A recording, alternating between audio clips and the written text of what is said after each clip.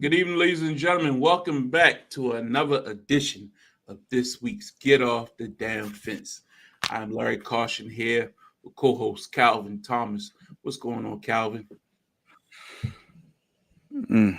Yeah. It's another week. It's another week, but I'm living vicariously through St. Francis putting boot to whoever the hell they playing from Utah right now. So I get to Okay. watch some good football for once. Well, as you all can see, Justin is not with us tonight. Let's keep him in our thoughts and prayers. A little under the weather, that he will bounce back and be back better than ever. And you'll probably see his comments in the chat. I'm quite sure he will be chiming in as the evening goes on. But we are happy to be back for another week of this excellent podcast, talking very intelligent sports takes, hot take fools that you see from time to time on social media, your local sports radio. It's just, I've been very frustrated this week with some of the Getting right things I've into it. heard. And we're gonna really dive into it. I have some things to say. I told y'all in the chat, in our group chat this morning, I said, let me cook tonight. You know what I mean? It might be even fitting that there's only two of us because I'm going to need a little bit extra time tonight because I'm kind of pissed off. And it's not just about the Ravens. It's actually something that I think is bigger. And I think a lot of people have been waiting for it to be normalized so they could take their pot shots. But I'm going to get into that and I'm going to really lay this out for you in a minute. But we have to start as we do each and every week with the home team. And this is what happened last week here in the city of Baltimore. Look, guys, I can sit here, make excuses, try to clean it up, try to, give you all the reasons why things played out the way they did. And I'm going to, because in many ways, there's reasons why we lost on Sunday. There were self-inflicted wounds. There were things that Pittsburgh did well that the team might not have expected, that took them by surprise, given the fact how Pittsburgh had been looking lately. And then there's that third element, the element that you really can't account for, but you hope never rears its head to impact the game. And that's the referees.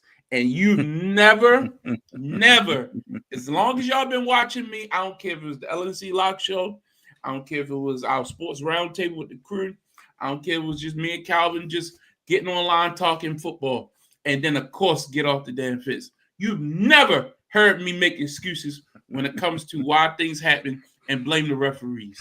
Yeah, calls get missed all the time. Holding happens. You might have this replay issue that's reared its head where they doing these instant quick looks in the booth and overturning stuff, and then sometimes they don't do it. It's very subjective.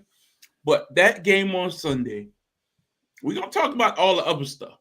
But for right now, it's Wednesday. Everybody else took that pound of flesh. We got to point it out. On a field goal, you call unnecessary roughness on Travis Jones for contacting the center's head and neck when clearly he went at the guard. The incidental contact that impacted center had nothing to do with the play. No. The kick was good. Yeah. And you give them an automatic first down and extended drive, and they go on and score a touchdown. That's a 4-point swing. Next play. That's a 4-point swing. After the defense done their job, they're demoralized. They really can't believe that they back out on the field. Later they in the get game, sorry from the league though. Yeah, like that, and that's even worse. The next day, the league said, "Yeah, we made a mistake. My bad. Now we lost by 5 points, guys. Mm-hmm. We were in field goal range at the end of the game. It's not like we couldn't have kicked the chip shot field goal to win the game had that not happened. But again, if you say, hey, y'all had plenty of opportunities to make plays after that, y'all shouldn't be crying about it. I'll say, okay, leave that up. Okay, fine. Aaron Rodgers drops back the pass. The ball is tipped into the air. He goes to try to catch Teddy Buchanan, who has played pretty well for the most part. Not great. Phenomenal. He's disappeared sometimes. For a rookie. But for a rookie, has shown flashes, makes an instinctual football play to go up, get the football from Aaron Rodgers. They say that Rodgers had the ball long enough for that to be called a catch, when clearly he never had full possession of it. Never had two hands on the ball. And his second hand touched the ball, but really never gripped the ball. Correct. And he goes to the ground. Buchanan has possession. They call it on the field. This is the main thing, folks. On the field, they called it an interception. Yep. Ravens ball. That was not irrefutable evidence to say that Aaron Rodgers conclusively had possession of that ball long enough to make a football move heading to the ground to have possession of that ball. But no, they give the. Now remember, this is at 30-yard line. Ravens, 20-yard line, excuse me. Ravens in scoring range at this point. Yep. If that turnover happens right there, field goal range again. Ravens at least in field goal range. So let's say that's 7 points. Later in the ball game, Lamar Jackson drops back to pass, throws the ball to Isaiah Likely, who scored earlier on a similar play. He catches the ball center of the end zone. I think that is the most important part. You all see the picture at this screen there. He's in the center of the end zone, catches it with both hands, 2 feet down, and extends the ball. The extension of the ball is a football move. Yeah.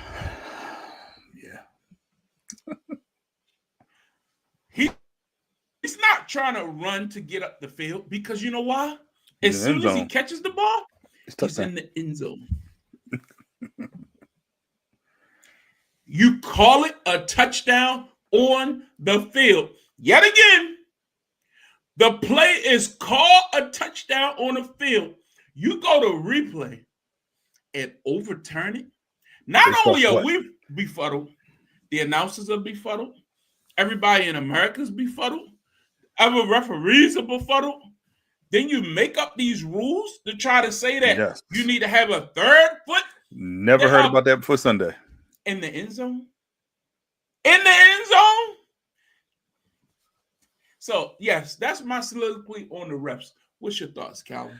I agree with everything you said. There were 3 calls that directly influenced the game. Because in each scenario, you took away points or you gave points to Pittsburgh. And this game, while it was 27-22, it could have easily been, 32-22, something like that. We're adding points. And in each situation, especially the Isaiah Likely touchdown, the correct call was made on the field. Yes. And it was overturned based off what? Yes. There was nothing in the replay that showed it should be overturned. There was nothing irrefutable to show that the call on the field should be overturned, which is a key word. It has to be irrefutable. It has to be something that there's no doubt that we made the wrong call. There was nothing made. And in all my years of watching football, correct me if I'm wrong, I never heard about having the third step in the end zone. Never. Not the end zone. I never heard. I heard 2 feet. I heard 2 feet down. 2 feet down, one body part. Surviving the ground. I've heard that. The ground, possession with the ball. But I never heard of the third foot is considered a football move. And what everyone says is he should have tucked the ball. So I understand this correctly. The defender's on your back. Yes. I've already extended out and make the catch. So I should bring the ball closer to my body and the defender to make it easier for him to knock it out on that second step. And Calvin, let me stop you there. That's what you're saying? It's not even just that. They called it a touchdown. Like the official was in front of me going like this. I agree. He ran towards Isaiah's face. Thank you. Signaling touchdown. You saw it on the replay. He comes up signaling touchdown, and you're like, okay, we saw. Look, explain. And I'm not trying to go back in history, but explain to me the difference between that play and Zay 2 years ago against the Rams when he spun. That was even less of a touchdown, in my opinion. If you would have told me one of them not going to be a touchdown, I would have said it would have been Zay. That's my point. All these other issues that we talked about in the past, it's been at the goal line, at the sideline. They say all you got to do is cross over the line, and the ball can fall. As soon as you cross over the line, it's a touchdown. It's a touchdown. Remember Jamal Lewis in the Super Bowl? Jamal Lewis in the Super Bowl? He put the ball out Everybody, oh, that's a fumble. It might be a touchback. They said, nope, he had possession. He had possession. As he went over. He broke the plane. He broke touchdown. the plane. We've seen how many times people extend the ball over and pull it back. All you got to do is touch that white line to touchdown. But you're telling me you're in the end zone. You're not breaking the plane. You caught it in the end zone. You're not breaking the plane. You're not running downfield. This isn't you dropped the ball before you broke the plane. You're in the end zone. So technically, if he stopped moving at that point, it was a touchdown. There was I heard third step. I heard football move. And the rule book says extending the ball is a football move. He extended the ball. So that is the main point. Football move. So I'm telling you. Look, we're not here to be sour grapes. We never talk about the officials in this capacity. As bad as they are. This was blatant. And I'm not excusing, and we're going to talk about the rest of the game in a minute. This was egregious. This was like stuff that even people who have no horse in the race, looking at it, objectively say, what? Since when? We got real receivers who've been playing this game forever. I never heard that before. You know what I mean? Like, are you kidding me? Yep. Are you kidding me? Yep. And again, no reason in the world the Ravens defense should allow Warren to go free down the right rail for that touchdown on the dump ball. No reason in the world on fourth down, Aaron Rodgers is rolling out and scoring a touchdown on fourth down. Those are two touchdowns that you can't get back, that you made a mistake. You let DK Metcalf take the ball off the top and beat you one-on-one, Humphrey. You can't allow that to happen either when he hadn't done nothing all year. So I'm not excusing none of that. What I'm saying is, at the end of the day, and these people, oh man, the vitriol I've heard, or the Nick Wright, I've heard him say some things about Lamar Jackson today. Oh, he's just playing terrible. Okay, let me ask you a question. Look at Lamar's numbers from Sunday. They weren't Lamar numbers. We're not talking about traditional Lamar numbers. Correct. But if that touchdown is called as it should have been, right? Yeah. He has 2 touchdowns. He had the bad interception in the first half, but he leads a comeback win with over 200 and what? 40. He would have had 3 touchdowns because he ran for one. He would have had 3 touchdowns. So that'd have been 3 touchdowns, 1 interception. How's that a bad game for Lamar Jackson? How's that a bad game? Like, people are they overstating things so bad and ignoring the obstacles that this man has to overcome week in and week out with a lower leg injury that we all know is there. We see it. It's like he's clearly not himself. And then you got an offensive line that you have to overcompensate for because it's like a revolving door. Like, it's ridiculous. I can't wait to get into that.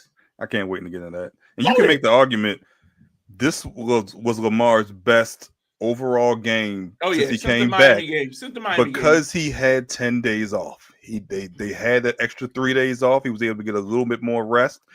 The legs were a little bit more fresher. He missed practice today, but it was a sitting out, just kind of get rest. If he missed practice once a week, you cannot build the cohesion you need regularly to install this game plan. And you're trying to get healthy after every week. You had an early bye week. Now it's coming back to kind of bite you in the butt where you have to play these games weekly. And now you need to win to get into the playoffs. And we just saw they flex their schedule in 2 weeks. So they have a short week technically in 2 weeks because they play Saturday night against Green Bay. Yeah. So, but again, a lot of people are saying some outlandish things when if you watch the game, the Ravens could have won that game and should have won the game. They should have won. It's not like they were impressive. I'm not going to sit here and say they were impressive.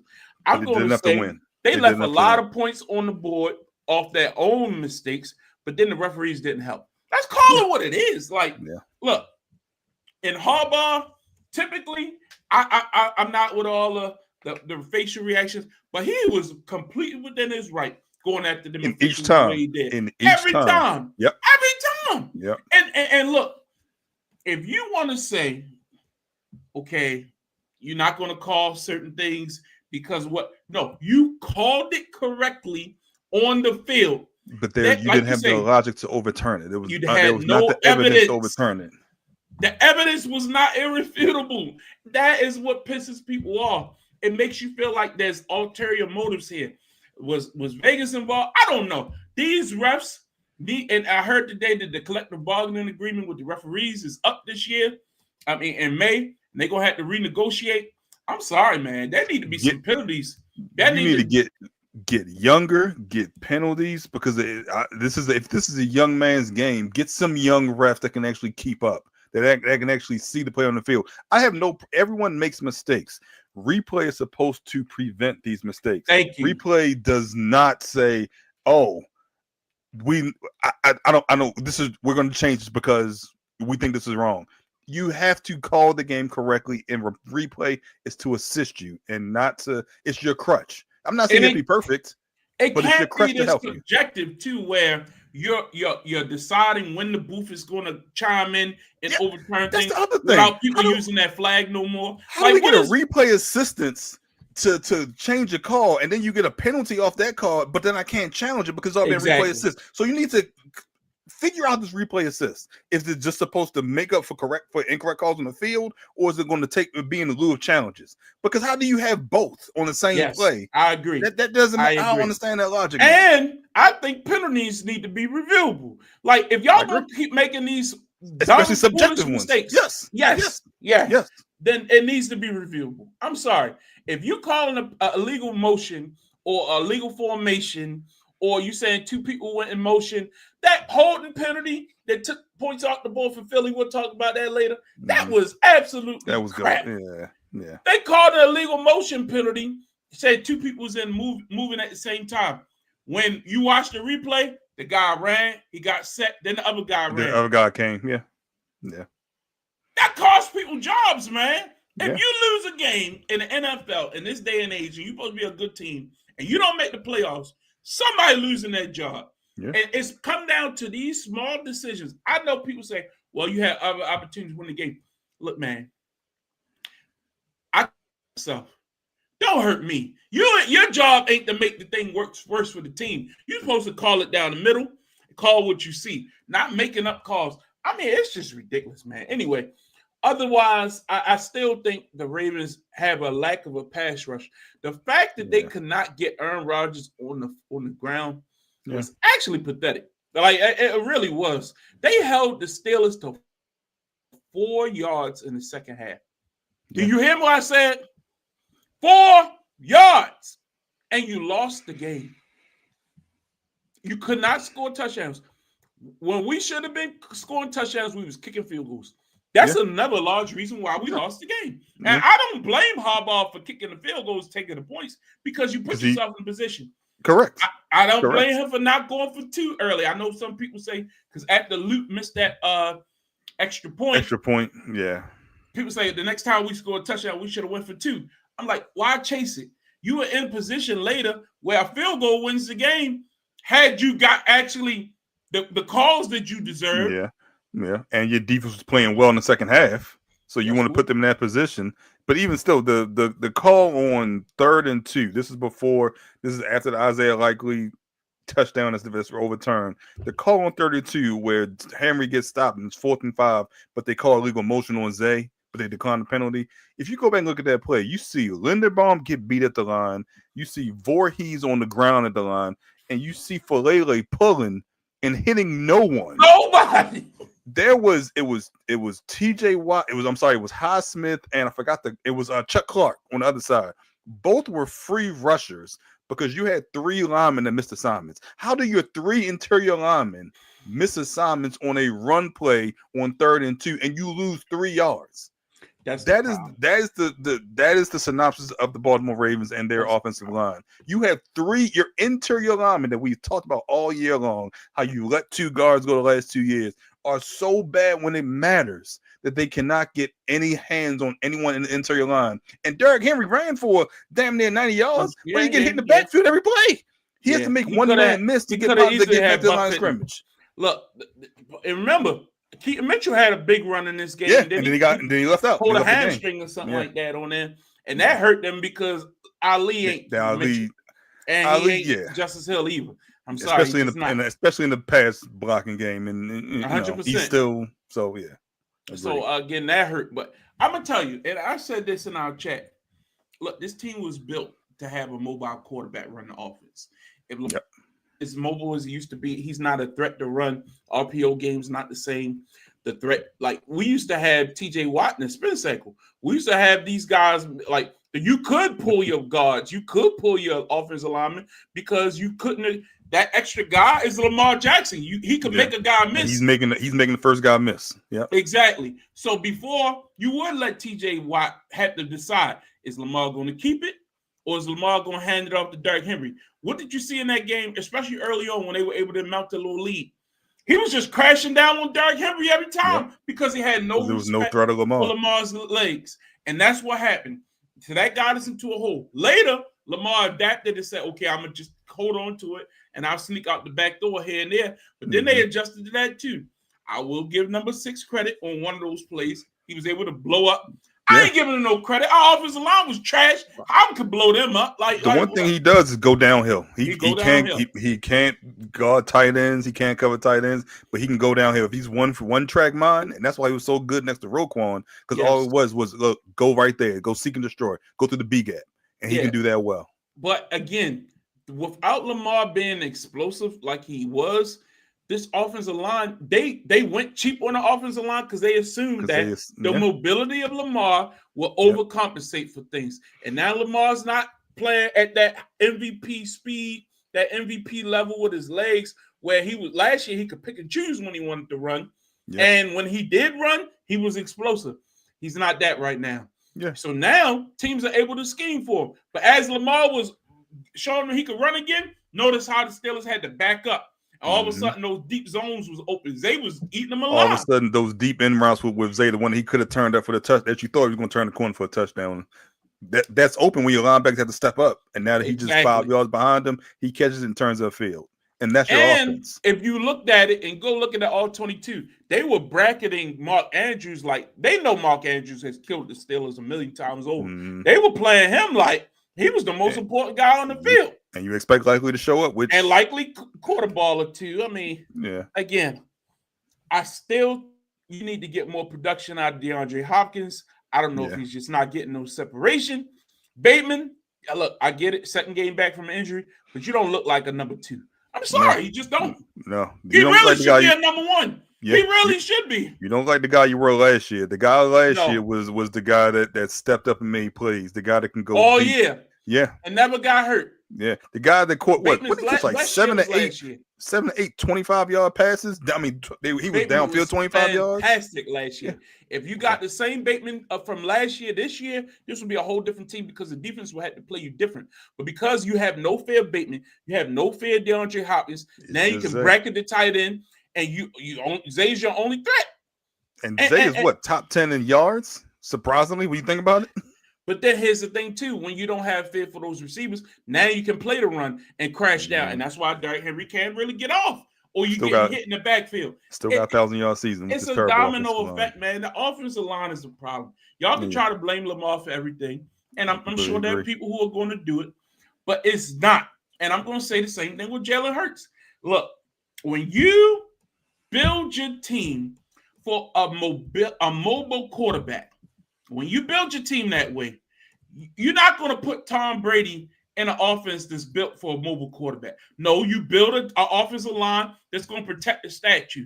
When you got a mobile quarterback, you got more athletic guys who can get out on the edges, who can keep you on the move, who perfect scramble drills. This offensive line is not good at nothing. That's the problem. What do they specialize in, Calvin? Tell me one thing they're good at. They don't pull well. They don't like nothing. No. They don't zone block. Then what they do well? No. That's my point. So again, we can criticize Lamar, and again, he's not healthy 100%. So of course he's not looking like himself. But some of the missed throws, that's on him. But that happened early in his career, middle of his career. He always missed throws. Especially the deep ones. But when you don't have your legs into it, it's hard to step into that throw. And especially if you got guys around your feet.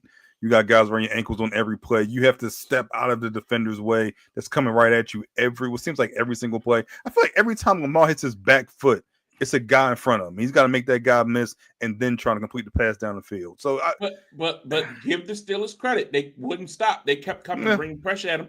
And look, he took 6 sacks, 8 sacks a couple weeks. He took 2 sacks on Sunday. Why? Because he was getting rid of the ball. He was like, all right, they coming. At least I got to throw it at the feet of my fullback. Got to throw it at the feet of Andrews. He was trying to get it to Andrews. He was trying just couldn't get off because the pressure was coming too fast. When your offensive line can't give you nothing, like what can you do? So again, Ravens' schedule is what it is. I have no expectations with this team. I have no expectations what's going to happen on Sunday. Be real with you. I really don't know. I don't know what I'm going to see from week to week, even from a defensive perspective. I didn't expect DK Metcalf to eat them up like he did, but he did. I didn't expect it, but he did. I didn't expect Aaron Rodgers to have all day to throw, and if he had all day to throw, and how poor they looked like a week ago, I think Joe Burrow might have a field day. At home, I don't know. I don't know, so I'm going to leave this one alone. What's your thoughts? I mean, this is the same predicament you went on Thanksgiving.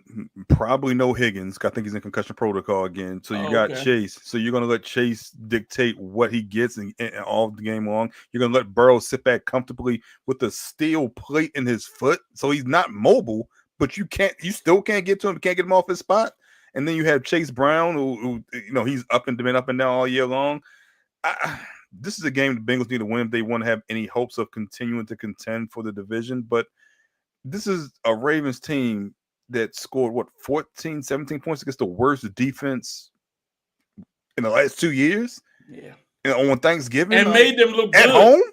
And look, I don't know what to expect. It's a road game, but look, you lose this game, you're done. You're done.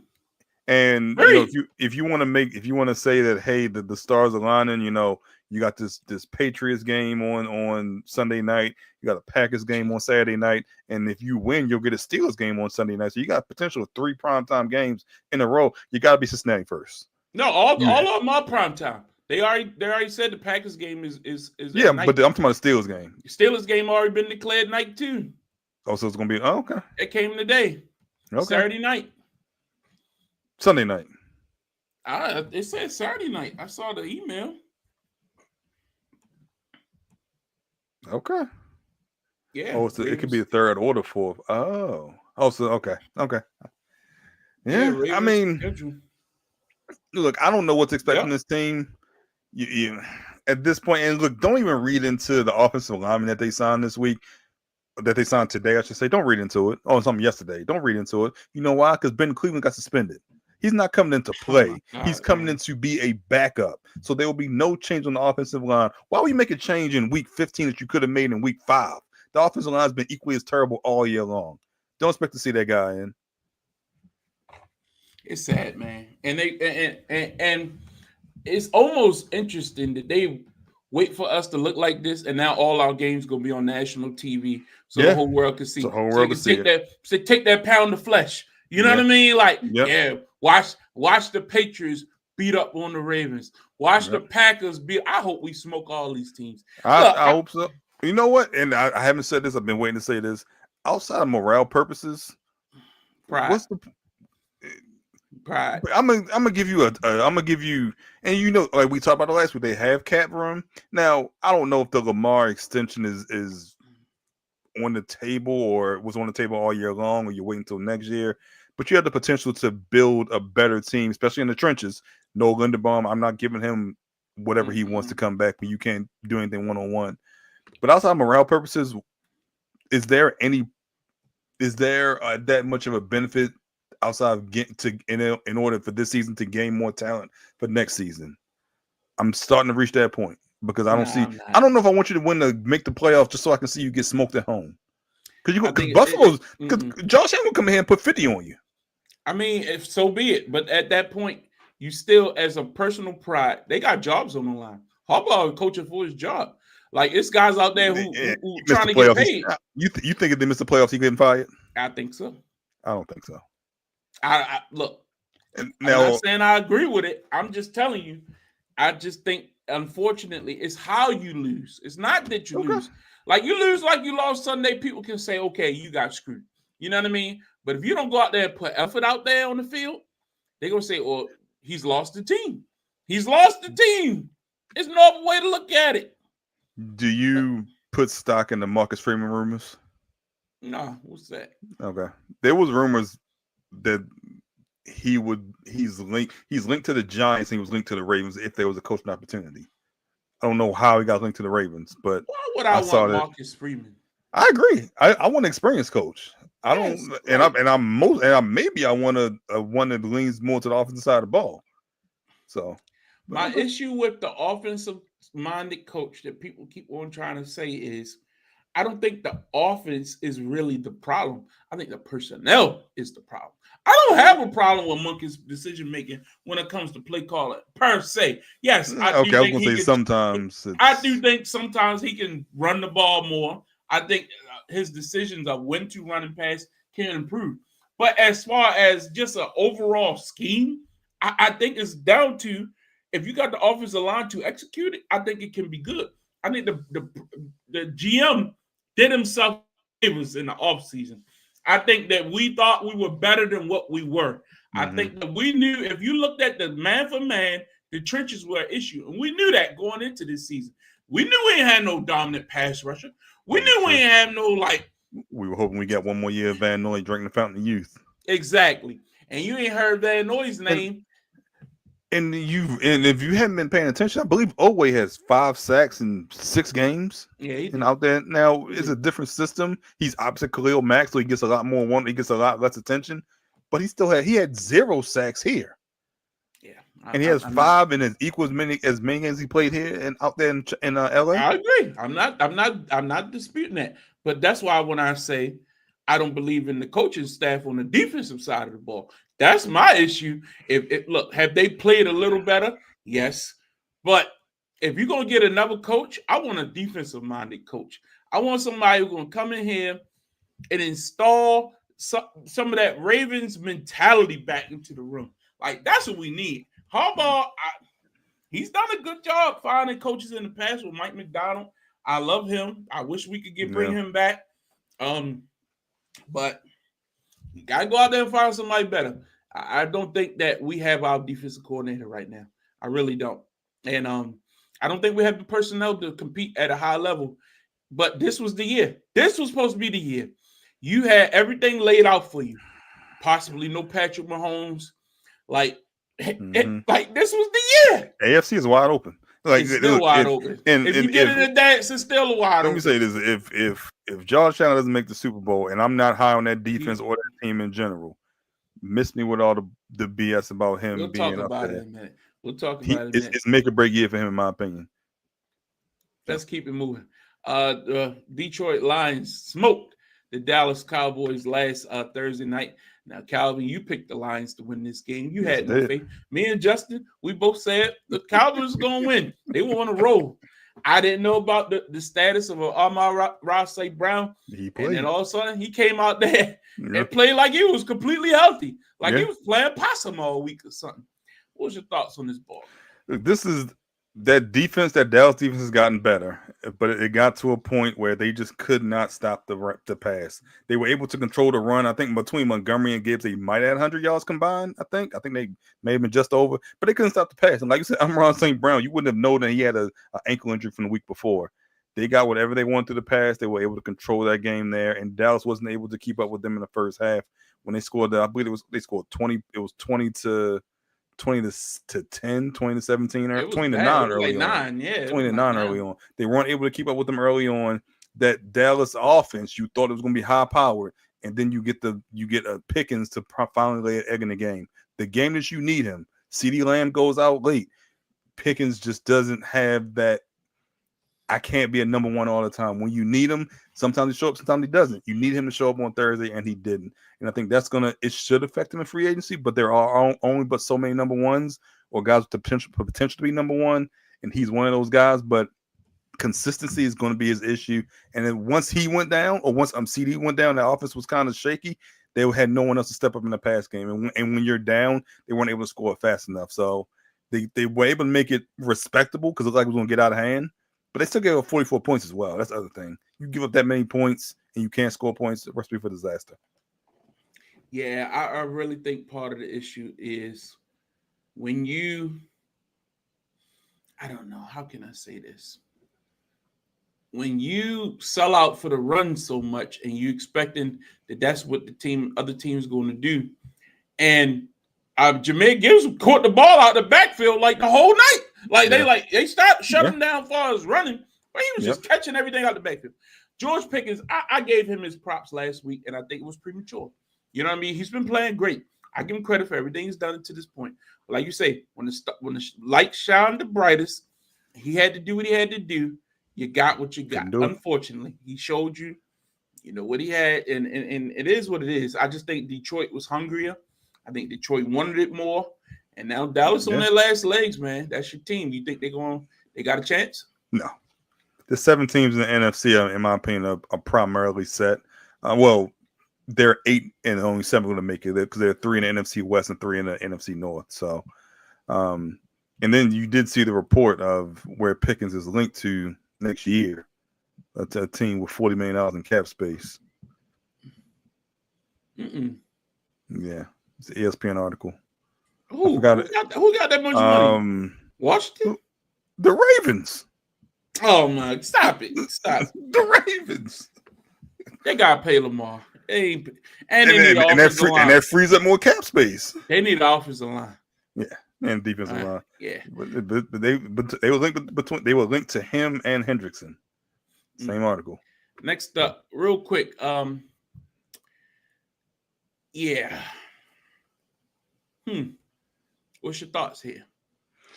Because Justin ain't here. This is a bad loss. I mean, I know you're beat up. I know you're waiting for the cavalry to come back, but this is a bad loss, especially with Carolina kind of nipping at your heels in that division. It's going to come down to those 2 games against Carolina, but now you're tied with them, and that hurts because if you split, now it goes by a division record, and I believe they beat New Orleans twice, or they beat them once already, and you've already lost to them, so you lose that advantage you can have. This is a bad loss by Tampa Bay, and even. They let Tyler Schrock. They made him look like a decent quarterback. And I didn't expect that earlier in the season, but he looks like he deserves a chance to see what he can do with an entire offseason leading into the next regular season. So this is a bad loss by Tampa Bay. Look, I really understand, Justin, you got to defend your team. But the Saints, like, I get it. Y'all got the cavalry coming back. Things should be getting better, I guess. The Saints. It's the Saints.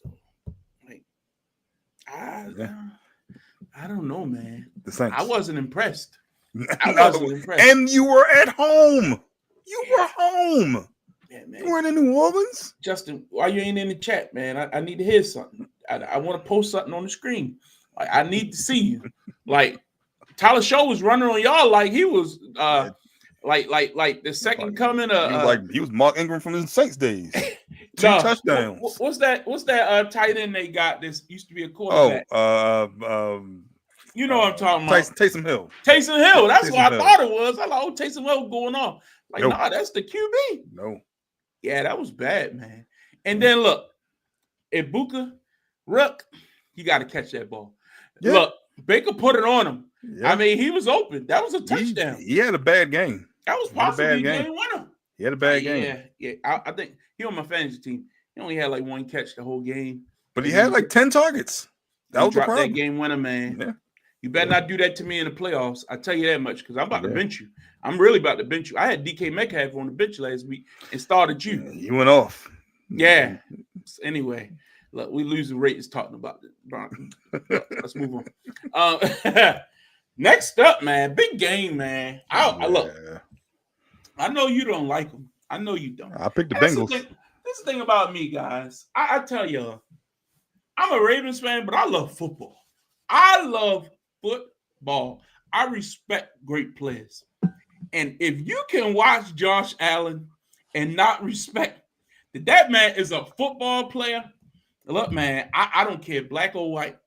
Guys who run the football, guys who are unconventional, they're not just a normal drop back passer, will always get an extra little bit of benefit of the doubt with me. Because for so long, this game has been built on these traditional drop back passes and these archaic people trying to tell people that the games should be played this way and this way alone and this and that, yickety.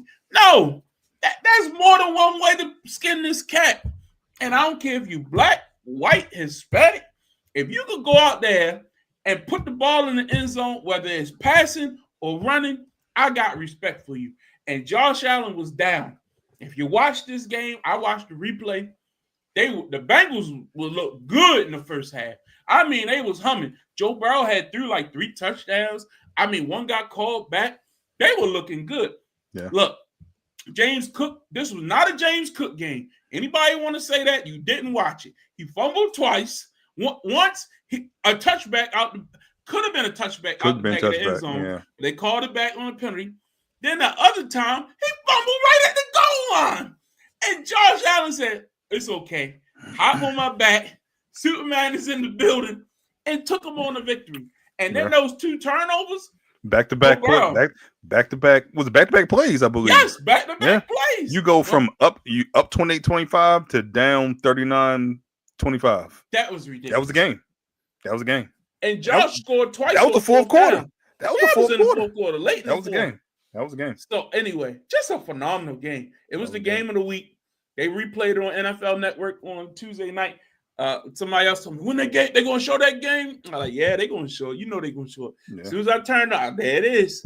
Man, because it was ironic. Me and Kenya went out to the movies and we went to the lunch on Saturday. And we was in the restaurant, and they on the TV in the bar, they had a snow game between Buffalo and Cincinnati. I was like, hold up, they got a Saturday game today? It was a replay of the AFC, I think, divisional game. The division of the year that Cincinnati won the Super Bowl. Yeah, it was snowing real bad. Yeah. And it was the same weather. And they just showed that. I was like, damn. And then Sunday, the same damn thing happened. Like, wow, man. And this time, Josh got him. Man, phenomenal. Go ahead. Yeah, those back-to-back plays, like you said, I had Cincinnati. They were playing a decent game up to that point. And you have the interception, and then you had the interception return for a touchdown. And that's a 14-point swing. And then they just, at that point, Josh Allen just ran the clock out. And he's been their best player this year. I'm not going, no knock on James Cook, but as this team goes, he goes. It'll be a great game with them in New England this week. But dare I say, he's in contention to go back-to-back. I mean, I like it, but I gotta acknowledge that. Yeah, give me 1 second. Let's move on. Next game, the Green Bay Packers defeated the Chicago Bears 28-21. What's your thoughts on this one? Green Bay finally won a matchup in which it was a back-to-back matchup, and then you have Caleb make the late turnover to kind of end the game.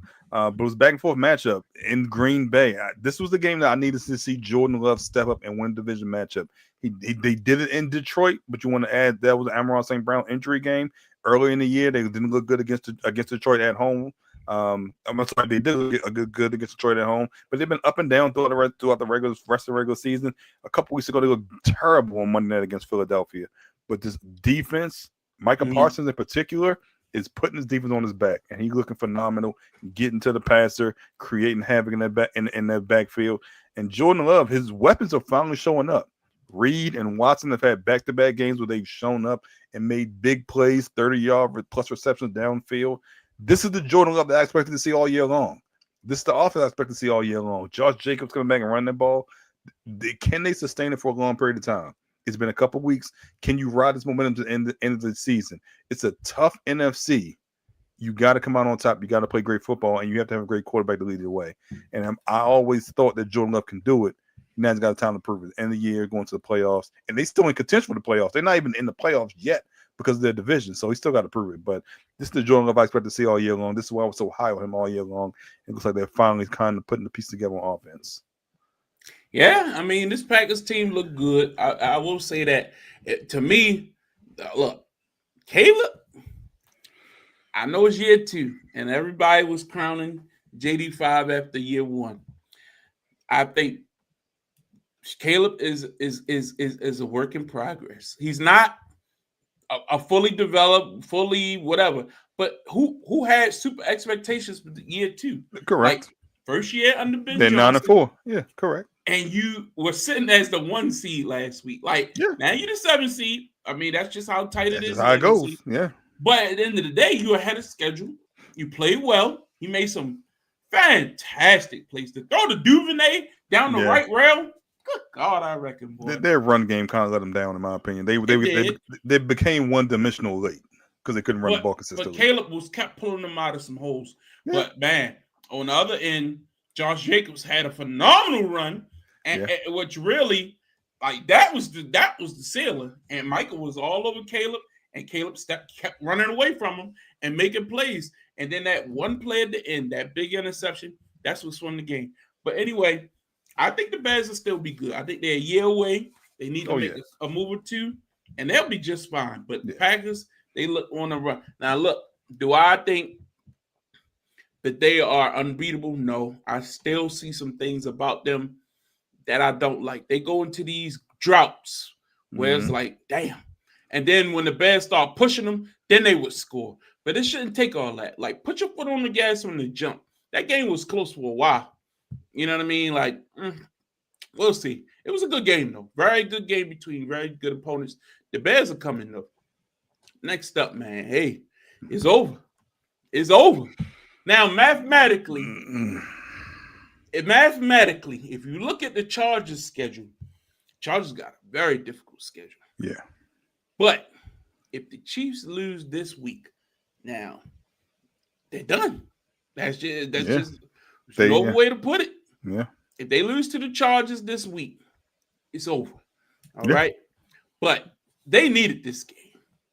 They needed this game, and in a must-win at home. At home, Patrick Mahomes got you 10 points. Now, I hear what y'all say about Lamar. I hear what y'all say about Jalen. Keep that same energy. That's all I ask. Because I've seen this Houston team play everybody. I mean, they played. Yeah. It happens. I mean, this is no shock. They're a good team. They beat up on Buffalo a couple weeks ago. They beat up on Josh Allen. No CJ. They beat him down, though, defensively. Yeah. And people were killing Josh Allen. You got to perform better than that. Well, Mahomes had full strength. I get it. He was missing a couple offensive linemen. But that guy, that backup left tackle, I would take him right now. He plays sensational. I don't care what nobody say. He didn't give up a pressure. He didn't give up a sack. Go back and watch the stats. Look at his stats. He came in there. I'm like, they might have found something. They literally might have found something putting him in there. Maybe that's why they traded Joe Thuney. I don't know. Mm-hmm. But look, CJ was solid. He wasn't great, but he was solid. But even that third quarter might have been the worst third quarter of football you will ever see in your life. That is true. Houston, Texas perspective. I thought it was over. I thought, here go the Chiefs. Just waiting for it, and they just never could take advantage. And they scored 10 points in the fourth quarter and held the Chiefs to nothing. Mm-hmm. What's your thoughts? Look, you talked about Jalen Hurts earlier. Pat Mahomes had three interceptions. He had 3. Now, I give credit to no touchdowns. And no touchdowns. I give credit to his Houston defense. They have played phenomenal all year long. We saw them do the same thing to Josh Allen, like I said, a couple weeks ago on a Thursday night with no CJ Stroud, and they were able to win that ball game. The Chiefs, like you said, they're in trouble. They need to beat the Chargers. They need the Chargers to lose 2 AFC games, I believe, in hopes for a tie. But other than that, they won't make the playoffs. Not make the Super Bowl, not make the AFC Championship. They won't make the playoffs. They'll be sitting at home in a couple weeks watching the playoffs with the rest of us. And Pat Mahomes in his prime will not make the playoffs. And you want to talk about the GOAT conversation? I don't remember. Tom Brady lost a lot in the wild card round. He won the division. He won a division every won year. The division and made the playoffs and then lost. Yes. He was never sitting home with the wild card weekend, trying to figure out what he's going to watch. He was preparing for wild card weekend. So, and let's also point out they had full strength. They got Rasheed Rice. Yeah. They got all their receivers. They got Travis Kelce. I don't want to hear nothing about it. And they still can't run. This was another game which Patrick Mahomes was your leading rusher. He was your leading rusher. I'll give him credit. I'll give him the same credit I give these guys. But guess what? You know who's been dealing with this most of their career?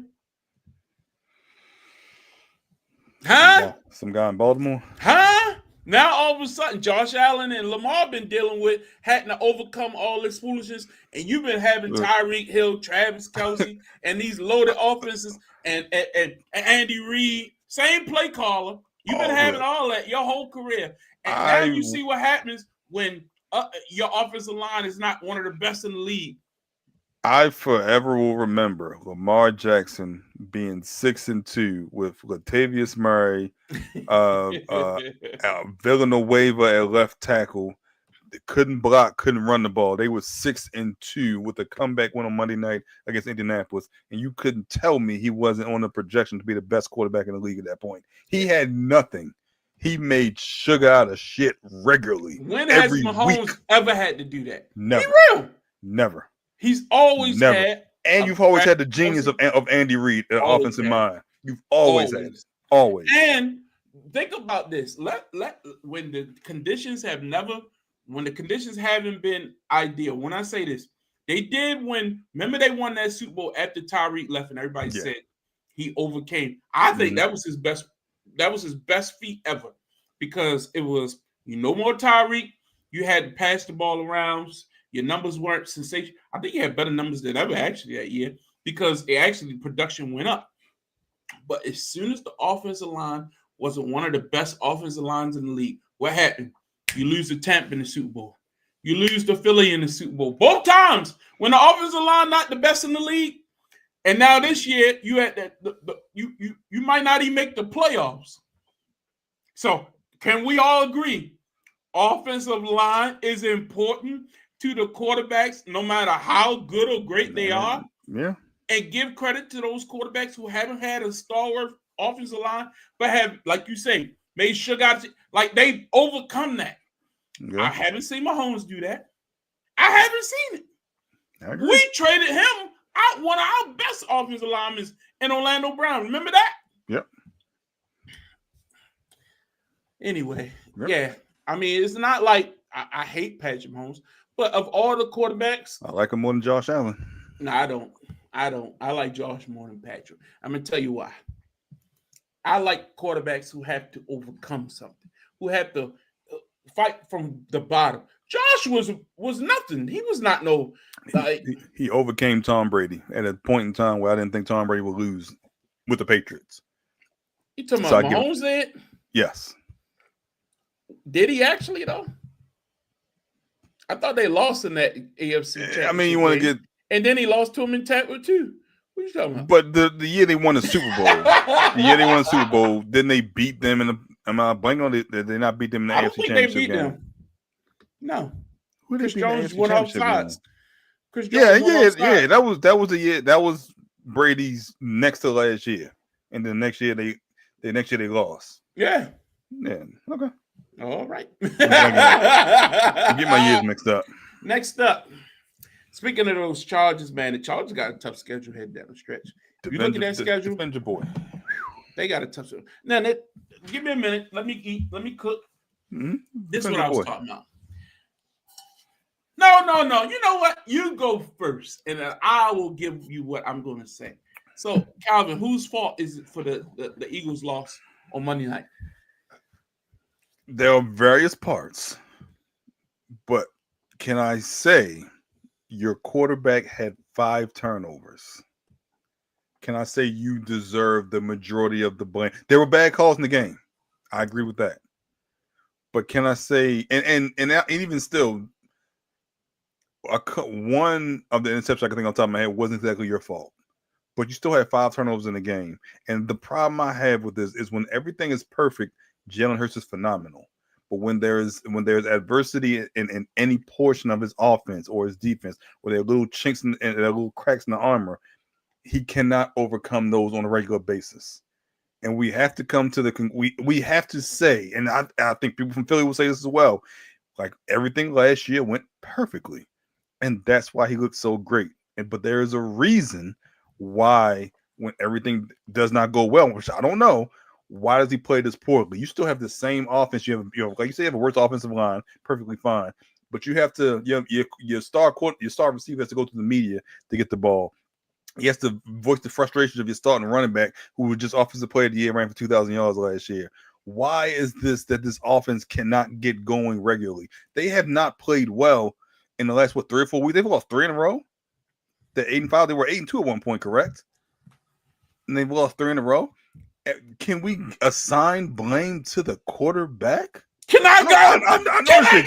I was letting you go from the beginning. No, I just want to hear your foolishness first. because that's absolutely pathetic.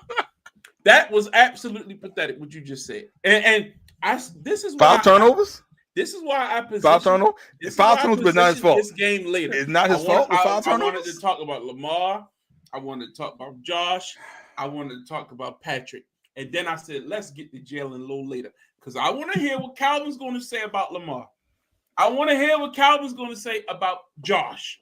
I want to hear what Calvin has to say about Patrick. And then let me hear what he say about Jalen. I didn't hear none of that about Patrick with his 3 turnovers. I mentioned it. I said he had 3 turnovers. But you weren't as emphatic. You're right.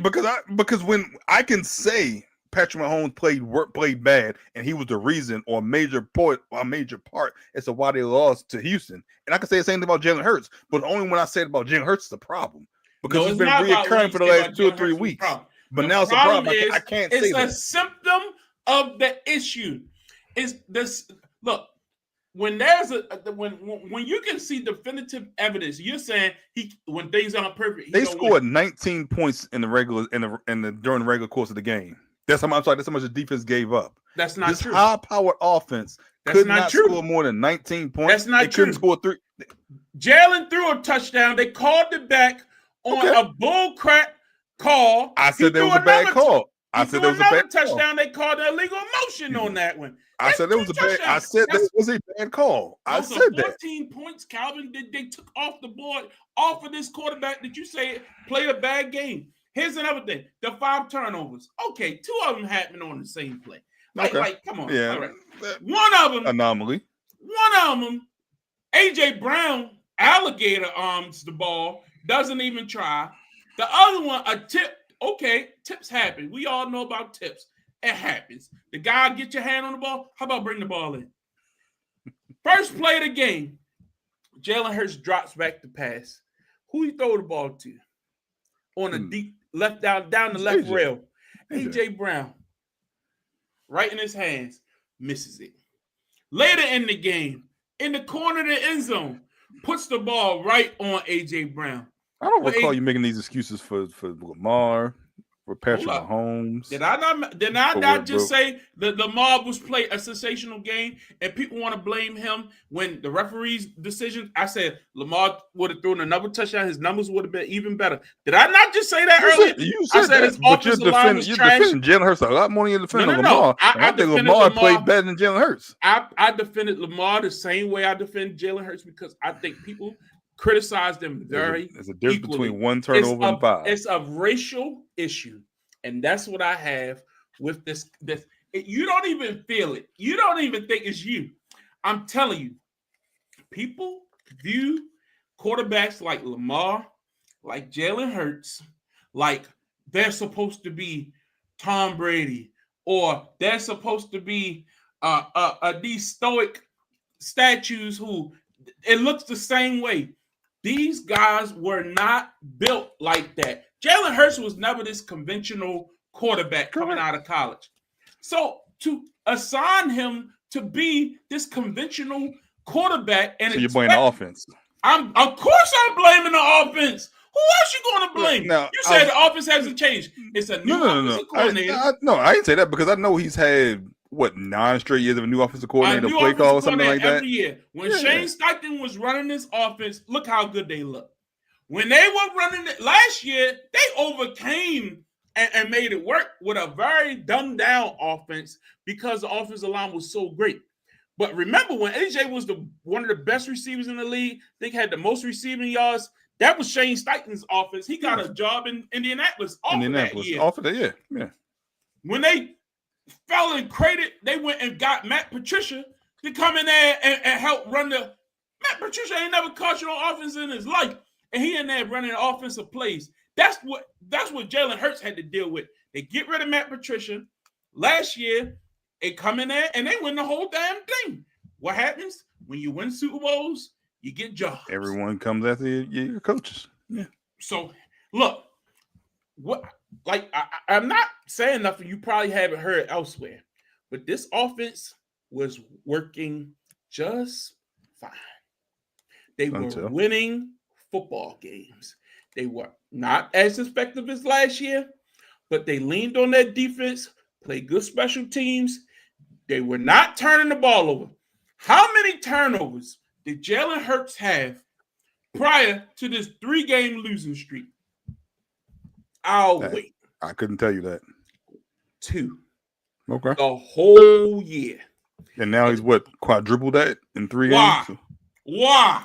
Because your star wide receiver, A.J. Brown, goes to the media and goes on his little stream and goes up before the microphone and said, we need to throw the ball more. We need to do this. This is not sustainable. So it's his fault that they're losing, or his fault they're playing?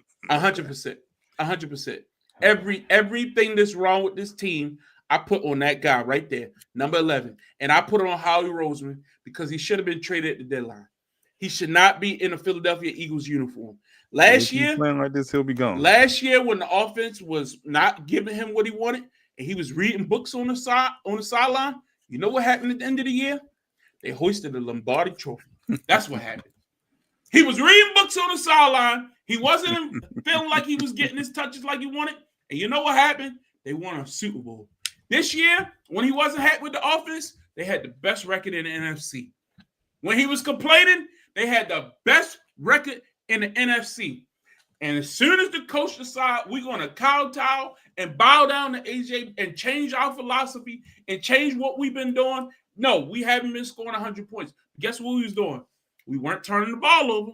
We weren't stubbing our own feet. We weren't giving the other team extra possessions. We weren't putting our defense in a bad position. We weren't doing things that wasn't within what we do as a team. And we were winning football games by hook or by crook. And guess what? Ever since we changed, we are 0-3. You know who you haven't heard from? Why they 0-3? A.J. Brown. You know why? Because he's had over 100 yards. He's had over 100 yards every game. He's getting his catches and his touchdowns.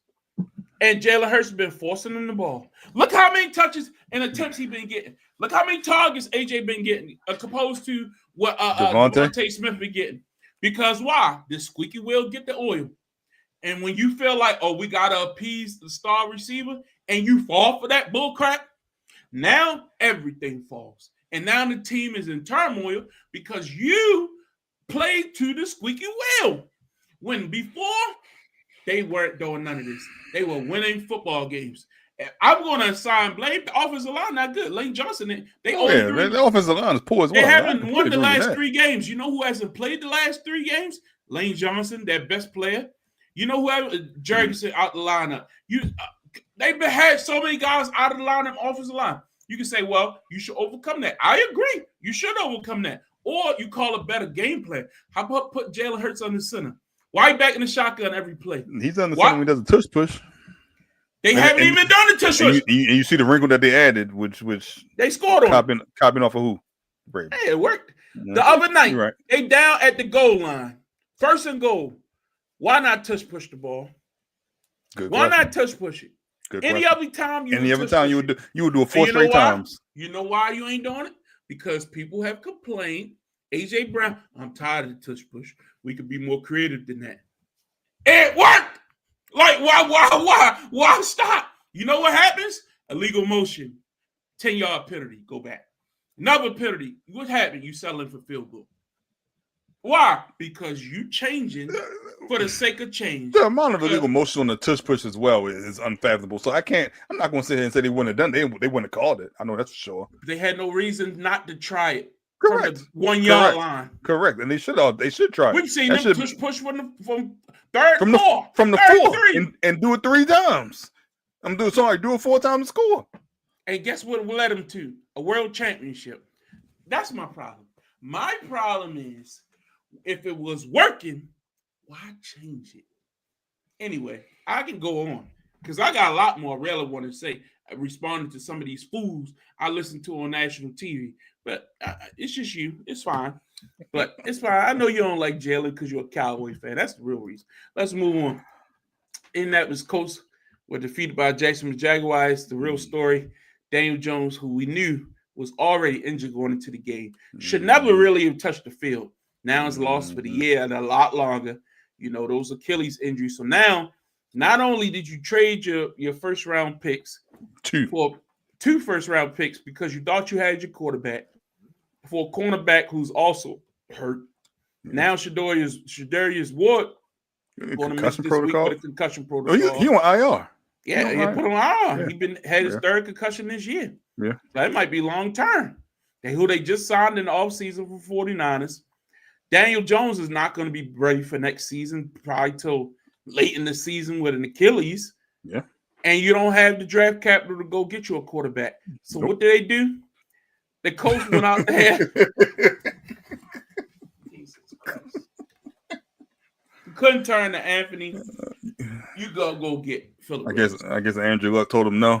I left there for a reason all them years ago. I honestly, this is an indictment of Anthony Richardson. That's what it is. Well, he's hurt. He's hurt too, right? How bad? He hurt himself during the warm-ups. Like, was it 2 weeks ago? He's hurt. He's hurt. Yeah, it don't sound good, but he's hurt. Tap the helmet, buddy. But Phillip Rivers, who's coaching his little league football team, is now going to come over. He's on the practice squad. I don't know if they're going to get activated or not. I think the quarterback who played last week got injured, but they say he might tough it out and be able to play this Sunday. Was Phillip Rivers the only option available? What's your thoughts? I mean, he's familiar with the system somewhat. He played his last year there. I guess that was 4 or 5 years ago. It was like 2020. It was 2020. I mean, I'm assuming they still think they have playoff aspirations. They're probably the only ones, but nah, somebody else had to be available. Somebody younger, somebody you can at least develop in hopes that they can be your quarterback until Daniel Jones comes back. And now you got to re-sign him too. You ain't thinking about like how you want to re-sign him. You gonna give him a 1-year prove-it deal? Maybe he doesn't want that. Maybe he wants a 2-year deal. He wants some guaranteed money for a longer period. But like this situation went from good to terrible in a matter of 3 or 4 weeks. They were the number 1 seed. They were the number 1 seed. They had just traded for a cornerback. They were flying high. They thought they had their quarterback of the future. And after that, and just like that, your quarterback's out. You're out your 2 first-round draft picks, and your corner is out as well. So the situation just went from good to bad in a matter of a month. And I know who's happy. Them Jets fans are happy with that pick because they keep losing, and then next year, who knows what's going to starting quarterback? You get 2 top 10 picks back-to-back years. That's how you rebuild the organization. Yeah, but it's sad, man. You were flying high. Yeah.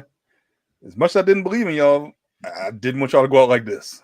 This is bad. It's bad. My cousin David is a huge Colts fan. Sorry, Dave. Sorry, man. Damn, Wave. I was really pulling for you. Next up, real quick. What? This Cleveland Brown defense. Y'all been stout most of the year. Started them in fantasy too. You got one of the best defensive players of all time on your roster. And you going up against probably the worst team in the league. And you let them beat you. Yeah. Shador goes out there and puts on a hell of a performance, especially in the second half, brings you back, go for 2, and Kevin Stefanski takes Shador Sanders off the field. The most important play of the game. What are we doing, Calvin? I have no clue. Are you trying to lose? I have no clue. I have no clue. At least if you're planning on running a trick play, at least have him on the court on the field as a distraction, as some type of if you're going to run the type of play in which the play wasn't even good to begin with. Yes.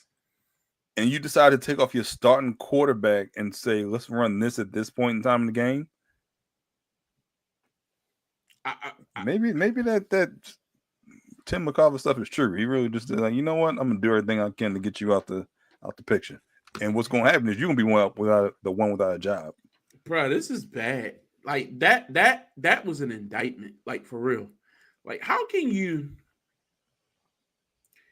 The guy was playing one of probably the best game of his career thus far. Yeah. And phenomenal. Made some great plays with his legs.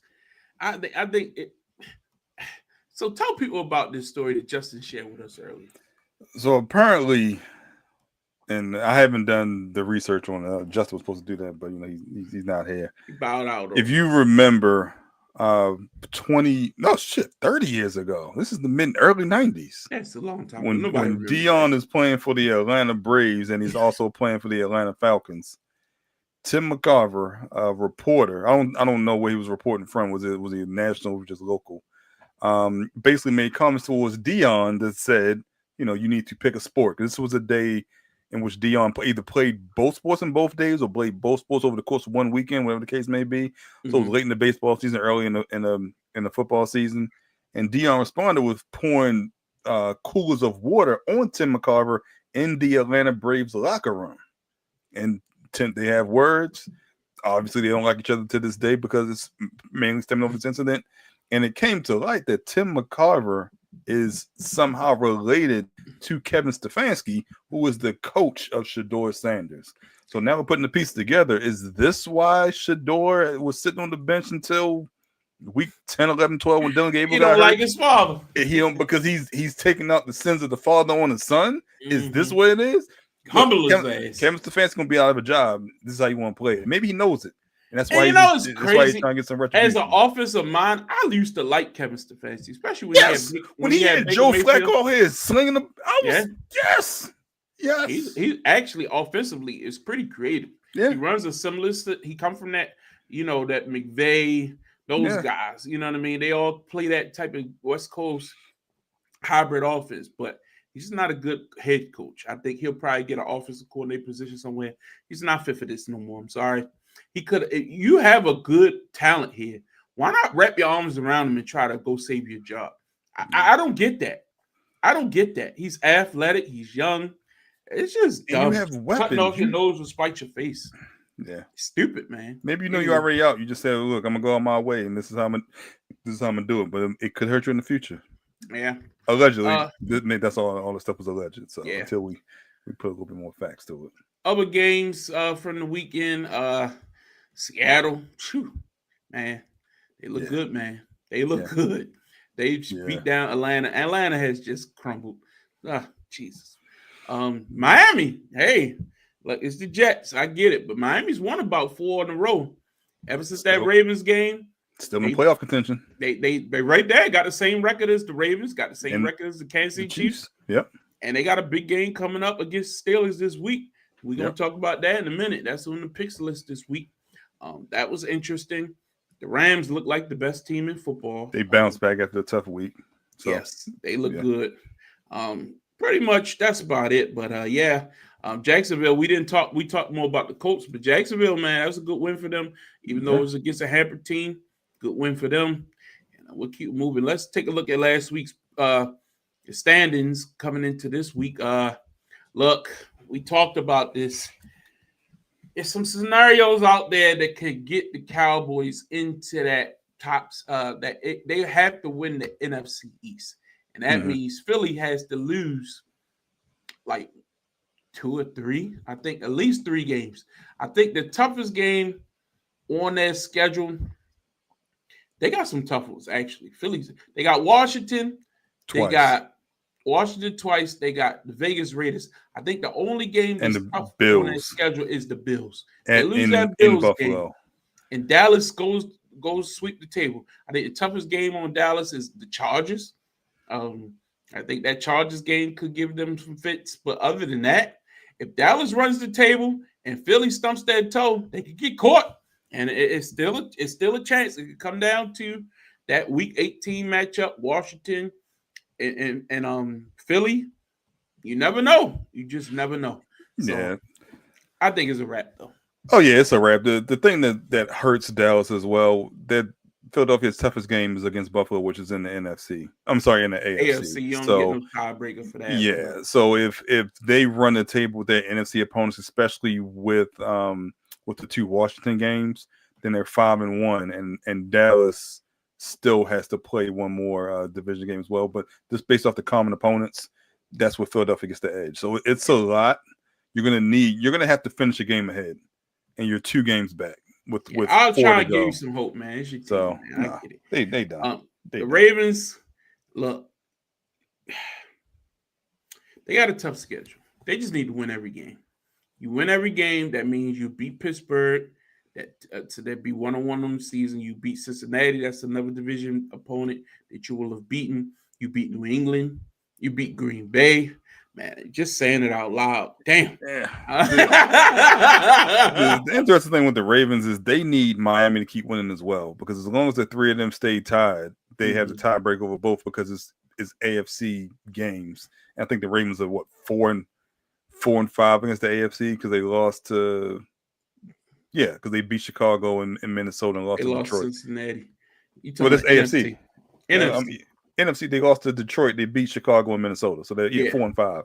And I think Kansas City and Miami are like 3-6 and 3-5, respectively. As long as they're tied right now, Baltimore has the best record. That's why you look at the standings, Baltimore's always at the top.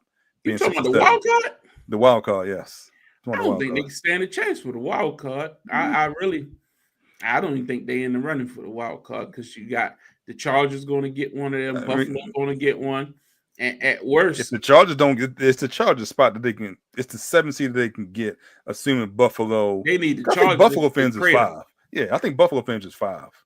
So I think they overtake New England. No. Buffalo finishes a 5 seed. They don't. 5. Yeah, and then you got Buffalo, Chargers, and then either Houston or Jacksonville. That's 3. Ideally, it's Jacksonville for the Ravens, because they lose the tiebreaker with Houston. Yeah, I don't think their chances is. I think their chances are slim for a wild card. They have to win the division. That's just the bottom line.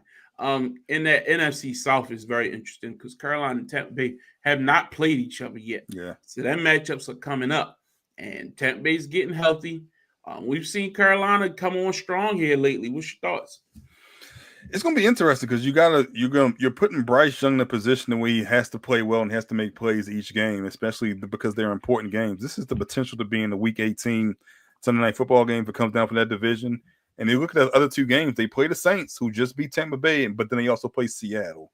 But the Seattle game is in Carolina. And West comes east. So you got a shot if you're Carolina. You got 2 home games, 2 away games, but your other away games is at New Orleans. Not really a tough away game, a tough opponent, I should say. It'll be interesting. If Tampa Bay stumbles, Carolina will easily overtake them. And they, like you said, those two matchups, they're going to be really clutch, especially the one on Week 18. Yeah. That Jacksonville and Houston race, it's getting tight down the stretch. I like Houston, man. Houston came back. But Jacksonville's running game is good. I'm not overly impressed by Trevor Lawrence. I thought he played well on Sunday. But Travis Etienne has just been a resurgence, man. Yeah. Really, probably his best season thus far. Houston's defense is just, to me, above and beyond. And the way CJ's been coming on strong here, they need to tighten up that running game, though. I need more out of Will Marks. I need more out of Nick Chubb. If they can get that back going, I think their defense is good enough to keep them in every game. Mm-hmm. And then New England and Buffalo, they play Sunday, so that race is not over. That's for the division right there. That race is not over, guys. I know a lot of people think it is, but Buffalo, I could see them going into New England and winning that game. Remember, the first game, Buffalo turned the ball over multiple times, and they still only lost at the end. And that was before you knew who New England was. It was early in the season. Probably didn't take them as serious as they want to. They know who they are now. And it's going to be interesting to see that one. Green Bay, Chicago, and Detroit. Detroit, after a good win last week over the Cowboys, will that right the ship? Will they get back on the winning schneid? You get St. Brown with 10 days off, get healthy, get ready for this week. Man, we're going to go do the rundown in a minute, but I think that's going to be just, I don't know. If you had to pick right now who won that North, you got Green Bay? Yeah. I got Green Bay because Detroit's a game back. Yeah. I think Chicago ends up in a wild card. Yeah. Rams, Seattle, San Francisco. Rams. I'm Rams' best team in the West, maybe in the league. I just think they're complete. You guys look past that Carolina game. It's tough to play 1:00 on the West Coast, on the East Coast, coming from the West Coast. So yeah, Carolina. I'm sorry, Rams. And the Chargers, man, they got one of the toughest schedules in all the league. Yeah. If you look at that schedule, man, it's kind of vicious. Like they could easily lose 3 games and be caught. You know what I mean? Like, it's not a guarantee that the Chargers are making the playoffs. I hope people realize that if you look at their schedule. Their best bet, because they got the Chiefs. Read that schedule. Read that schedule. Cowboys, Texans, Broncos. But the Broncos game may not mean anything. It might though. If New England's still in the running for that number 1 seed, they 11-2, both of them right now. If they stay neck and neck, they're gonna have to play it out. Yeah, I mean, if New England wins out, I believe that if they're tied, I believe it goes to New England at this point. Why? But common opponents. Okay. But if Buffalo beats them this week, then Denver has to win out, and they want the number one seed, and that's what hurts the Chargers. They have, like you said, they have a tough schedule. They play the Chiefs and Denver, 2 more division matchups. They have to play Houston. And everybody got something to play for. Yeah, it's a playoff game for everybody on that schedule. Yep. Dallas wants to win. Unless the Cowboys lose this week and they're eliminated, and they don't have nothing to play for. Then they don't have anything to play for. But the 3 out of 4 ain't bad. And when each team needs to win, and you have an injured quarterback who got a fractured wrist. What does he have? Fractured arm, something like that. Yeah, left hand though. He be out. Yeah, he be out. He gutted that thing out on Monday night, man. He was running all over the place. Anyway, these are the top 7s on each conference right now. These will change. Some of these are up in the air. Philly sliding, but I don't think a game with the Raiders is going to really change that right now. I think they're all right. But that team, San Francisco, is still that one of those teams where I'm like, are you going to hold on to that one? I don't know. Right now, 9-4. I need to look at their record, that schedule. I think that's what Detroit gets, but you think Detroit get that one? What's the San Francisco schedule? They got Titans, Colts, Bears, Seahawks. So those are the last 2. Seahawks, yeah. Those are the last 2. If they lose both of them, they got 6 losses on the year, 11-6. Yeah, it's gonna be 11-6. What's Detroit looking like? That means Detroit can only lose 1 more. What they got? They have the Rams, the Steelers, the Vikings, and the Bears. So I think they win. I think they win Steelers, Vikings. It might come down to week 18 and week 17. Because I don't. That Bears game might be that Bears game because I don't know if they. We'll talk about soon, but that Rams game in LA. We'll talk about that. It's no home field advantage, but yeah. All right, let's get into these picks from last week. We both won 4. Justin won 3. Wasn't really. You went with the Lions. I didn't. I went with the Bills. Y'all didn't. We all picked the Seahawks. You picked the Jags. I didn't. I picked the Packers. You picked the Packers. I picked the Texans. Y'all didn't. I took Kansas City. Yeah, so Kansas City. Even. So Kansas City. We neck and neck still, 50-50 and 38. That's really the reason why you're not here. Yeah, you better send his picks in too. And I don't want to hear nothing. Wait until we already did. He probably sleep. The man ain't feeling well. I understand, brother. Let's get into our picks for this week. Falcons versus the Tampa Bay Buccaneers. I know it sounds like, you never know. It's a division matchup. What you got? I got the Bucs. I ain't got no faith in that offense right now in Atlanta. You know what? As good as they made New Orleans look, they made New Orleans look good. But I'm gonna go with Tampa. They know, with the what's at stake at this point. You got 2 games against Carolina. You have to match them until you play them. They're gonna have sense of urgency. I got Tampa Bay. You know how I feel about the Falcons, man. I know how you feel about Kirk Cousins.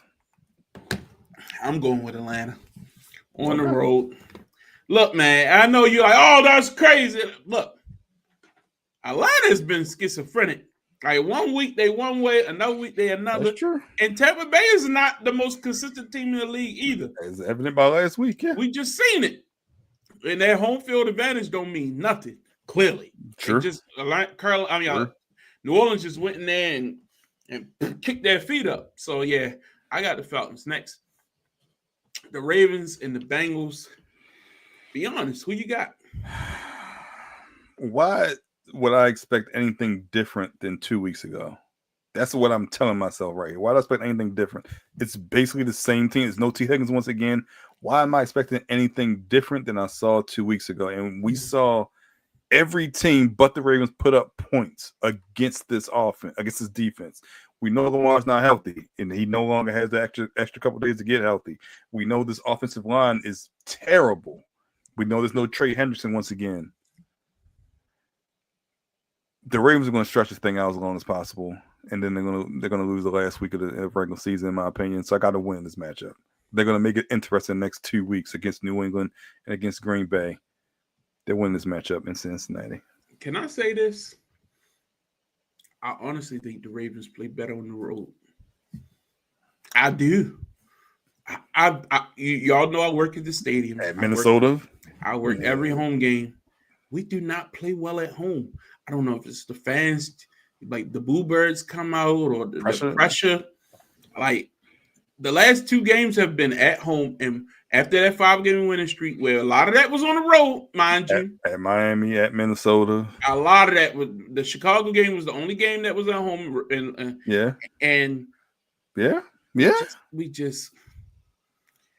We just don't play well at home.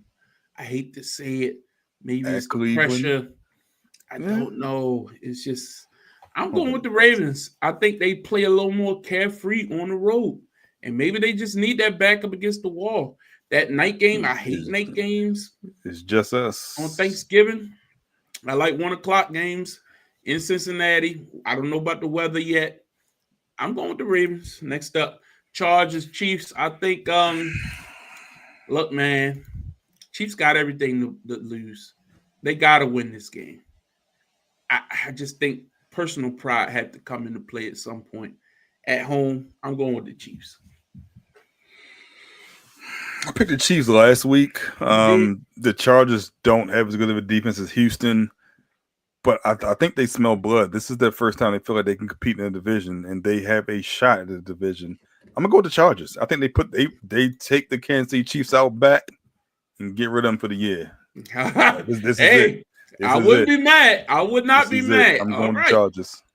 Next up, the Buffalo Bills travel to New England and take on the Pats. Who you got? I've always said this Buffalo defense plays terrible on the road. You can go back and look at Atlanta. You can look at a myriad of games. They always play bad on the road. I'm going to say that continues this week. Now, they're going to be a little bit more prepared for New England because I think, like you said, early in the year they weren't prepared.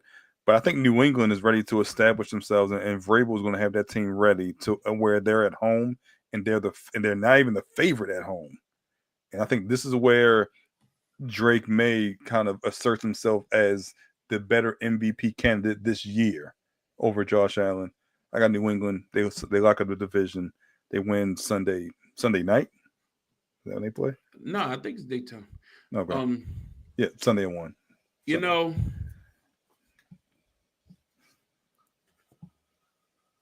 it's just some guys right now. If not now win. And I'm not saying the team is perfect. Clearly, it's not perfect. They don't have a number 1 receiver. They don't have a lot. You know, I don't know the status of Joey Bosa. He didn't play last week. But I just think Josh Allen's better. That's what I think. I'm going with the Bills on the road, period. Green Bay travels to Denver. Woo! Denver's Super Bowl playing. Matchup? A lot of people saying that. I heard that this morning on Get Up. I don't see it. I don't think Bo Nix is ready for that spotlight. No, I agree. That defense, I haven't really seen Denver be challenged in the last couple weeks, probably since that Kansas City game. No. Kansas City. All right. Oh, you said Denver, yeah. Yeah, Denver. Kansas City, yeah. But I like the philosophy of Denver. It reminds me of Philly and how they were when they were winning. It's by any means necessary. Do what it takes to win. Don't worry about style points. Don't worry about stats. Just do whatever it takes to win. At home, in Mile High, I'm going with the Broncos. Who you got? I got this being a low-scoring game. Like you said, I don't trust Bo Nix. I think Jordan Love will make plays when needed. I think this is a low-scoring game, but I have Green Bay.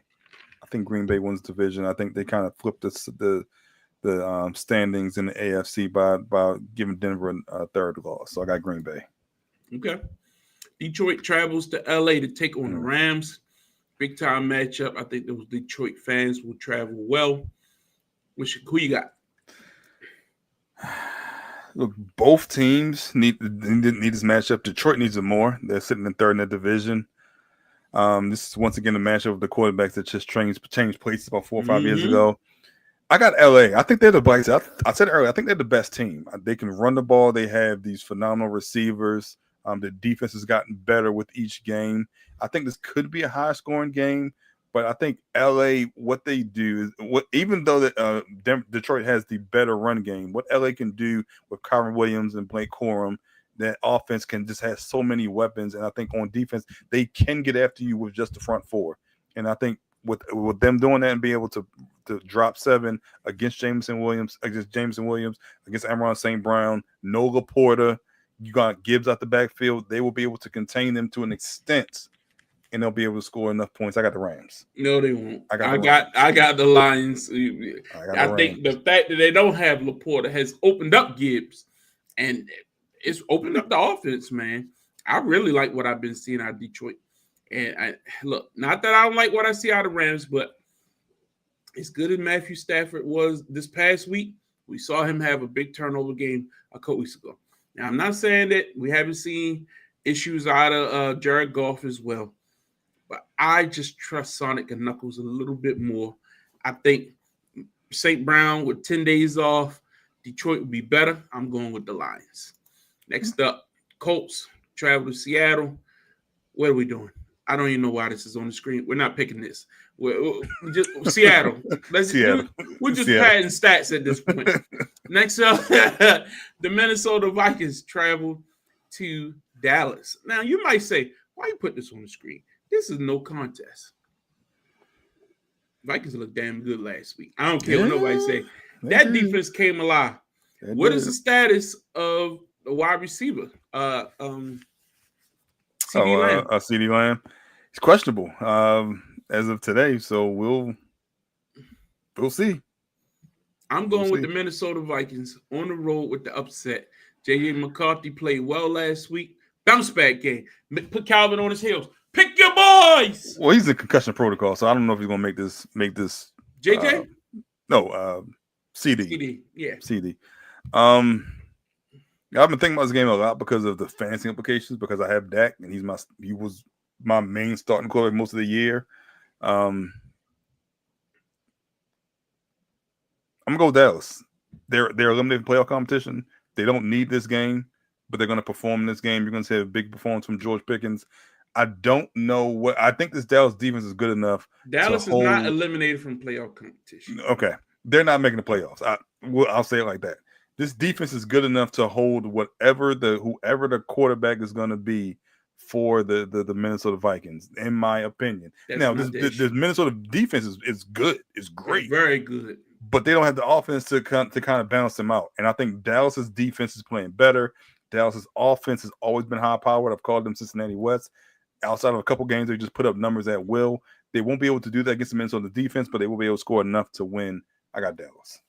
Guys, I want y'all to mark what I said down. Remember this. Aaron Jones owns the Dallas Cowboys. I hope it's Jordan Mason this week. It will continue again on Sunday. Next up, Monday Night Football. The Miami Dolphins travel to Pittsburgh. This is a good one. Take on yes, it is. Quietly, Achane been one of the best players in the league the last several weeks. Very, very explosive.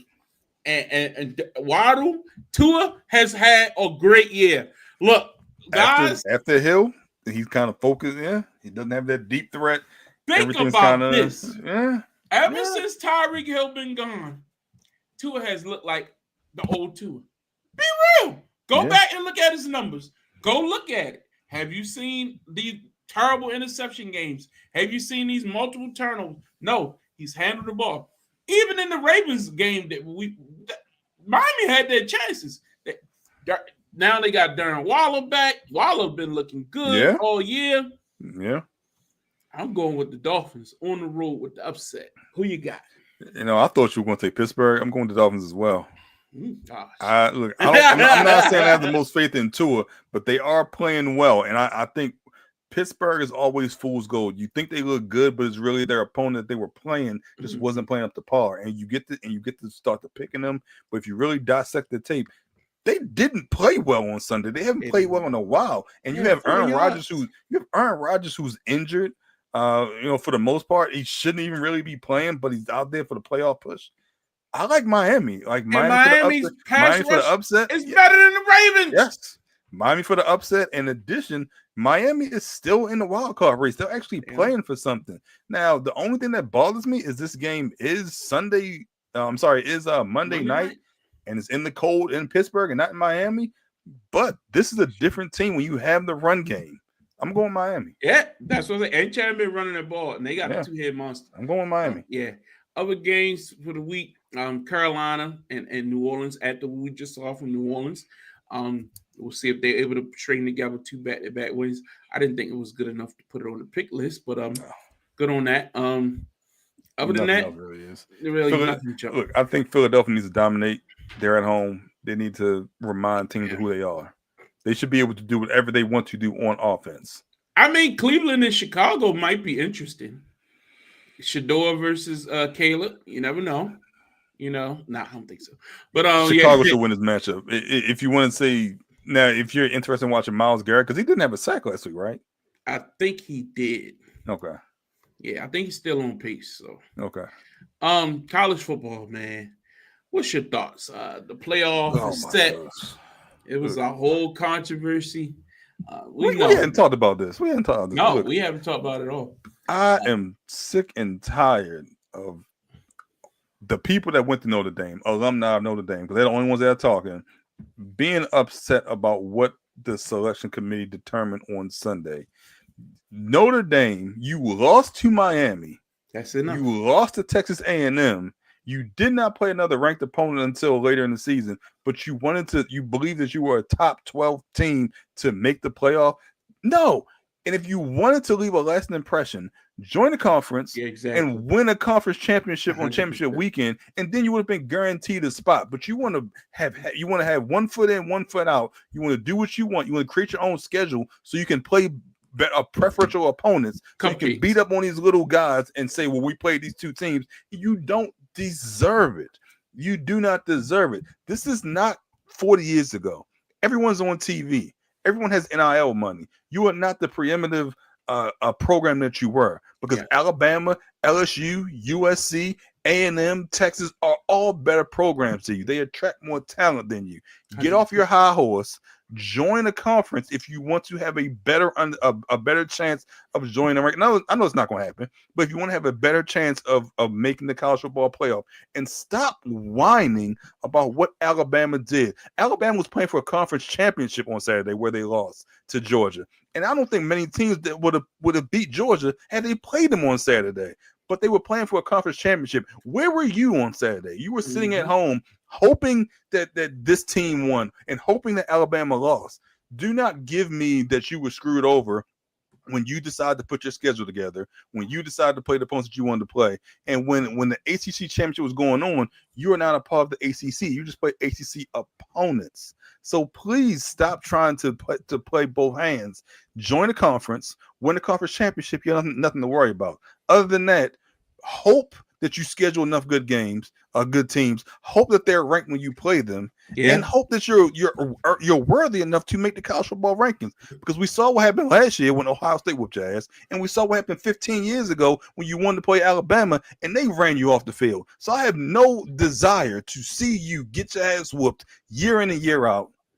Be thankful that you're even in consideration. Godspeed. I mean, sometimes just getting snubbed is actually more valuable, because then you can never have the facts of, well, we lost, after that. You can always say, well, we could have won the whole thing. You know what I mean? Look, everything you said, I touche. You know what I mean? You said that perfectly. Excellent way to wrap it up. Only thing I'll add is this is on the committee. Because if you would have ranked these teams correctly as the season went on, after Miami beat Notre Dame, at no time after that, if you were going to do this, should Miami not have been ahead of Notre Dame in the rankings? Now, I get it. Once BYU lost, that it opened up a whole comparison that you needed to make. Yeah. But it does look awkward to make that jump if at the last rankings you didn't make that indication. So, of course, I'm looking at it like, hey, I didn't play another game. I didn't lose another game. I should be in. But if you always ranked it according to Miami beat y'all head-to-head, that's the tiebreaker they have over you. You should give that weight, if that's what's going to use as the weight to put them in over Notre Dame later. So that's on the committee. And then other people complaining about, well, James Madison and Tulane, they shouldn't even be in consideration. They're not the 12 best teams. Conference champion. But that's what it is. That's how it was set up. We all knew this before the year started, that there would be, if you won the Power 5 conferences, if you won one of those championships, you get an automatic bid. Yep. And James Madison, however, no, they're not better than Notre Dame. No, they're not better than Texas. No, they're not better. No, I agree. We could go a little deeper and add up anybody. They were ranked like 22 in the country. I agree. Maybe change the rules to say if you are from a Power 5 conference and you win your title game, you have to have been ranked in the top 10 or top 15 or something. They were 22. So, no, I don't think they should be eligible. But at the end of the day, they are. You know what I mean? This ain't college basketball where the lower seed can upset the big seed. It ain't happening. It ain't happening. Boise State happened years ago, and we remember why Boise State happened. It took a statute of liberty for that to happen. Yeah. It happened. It was so rare. That's why we remember it. It happened once. It was an anomaly. You know what I mean? That doesn't happen. That's college basketball. But again, I don't feel bad for anybody. How do you feel? Opportunities. How do you feel about them? Their clause next year, if they're ranked in the top 12, they automatically get in. And then they go back to the committee because then 13 is going to have a gripe. I don't really, to me, do you like the 12 format? I think it should be 8 because I don't think the 13th ranked team has a gripe, but I think the 9th ranked team has a better gripe that they could have won. But if you're telling me the 13th ranked team wants to complain about not being in, I don't care to hear that because you probably had 2 or 3 opportunities to make the playoffs and prove that you're a better team. The 9th ranked team, I can see that because if it's an injury here or if you get up to play a certain opponent or the schedule break or the bracket breaks you a certain way, I think the perfect number is 8. I don't like 12. I don't like buys. And then this tournament is going to be over the course of a month, basically. Mm-hmm. They start playing next Friday, I think. Next Friday, Saturday, I believe. Mm-hmm. And then the championship game is a month from. It's always like Monday. New Year's weekend. I mean, but the first round is next week.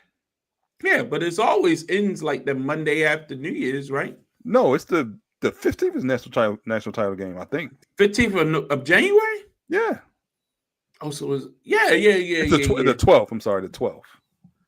The 12th. Yeah, I wanted to peak at New Year's Monday, like that Monday after. Remember how the Rose Bowl used to be like? Yeah, we would rotate and then. Yeah, I mean, but it would be like that Saturday, that New Year's Day would be some bowl games. Then we would get some. Yeah, but I mean, understand because you got NFL playoffs Saturday and Sunday, so that's why it's Monday. So I understand. I don't have no problem with Monday being that. Yeah, I don't have a problem with it, but like I said, I think it's too long, and I don't think there's going to be a bottom. I think A&M, but I don't think there's a bottom 4 team that has a chance of winning. So I like the playoff format. I think 8 is perfect. I think 12 is too many because now you have this James Madison, you had Tulane. Now I'm not saying they shouldn't be in because the rules are the rules, but I don't think they have as good of a chance to advance and to win. I think that's the problem I have. I don't like the lower level teams being involved in this at all, but I don't mind 12. I don't mind 12 at all, to be honest with you. I like the fact that more people have an opportunity to get in there. But to me, you don't need conference championship games. I really think that's part of the problem. Like, whatever you do in the regular season should matter. But Notre Dame, I don't have no. Yeah. If you're not in a conference, right, and you're playing the ACC, which is already a cupcake conference as Sure. it is. You couldn't win that conference. You couldn't beat Miami. You don't get no credence from nobody. You know what I mean? Like to me, agree. it's just whatever. We'll see. Who you got? Indiana? National title game. I think it's gonna be a rematch, but that Georgia Ohio State game is gonna be good. But Indiana, I think the top half, the Indiana Oregon game is gonna be good because they played in October, and it would end up being like 30-20 with a late pick by I think it's Dante Moore out of Oregon. So I'm looking forward to that rematch. But I think it's going to be in Indiana, Georgia. I like Ohio State to get in there again. You got Ohio State, Indiana again. Mm-hmm. It was a good game. Hell of a game. It was. That field goal. That field goal. Yeah. That's what cost. And that was like 25 yards. It was short. Mm-hmm. Sure. So last week of fantasy, regular season last week, you and I both got victories in our matchups, even though you squeaked one out.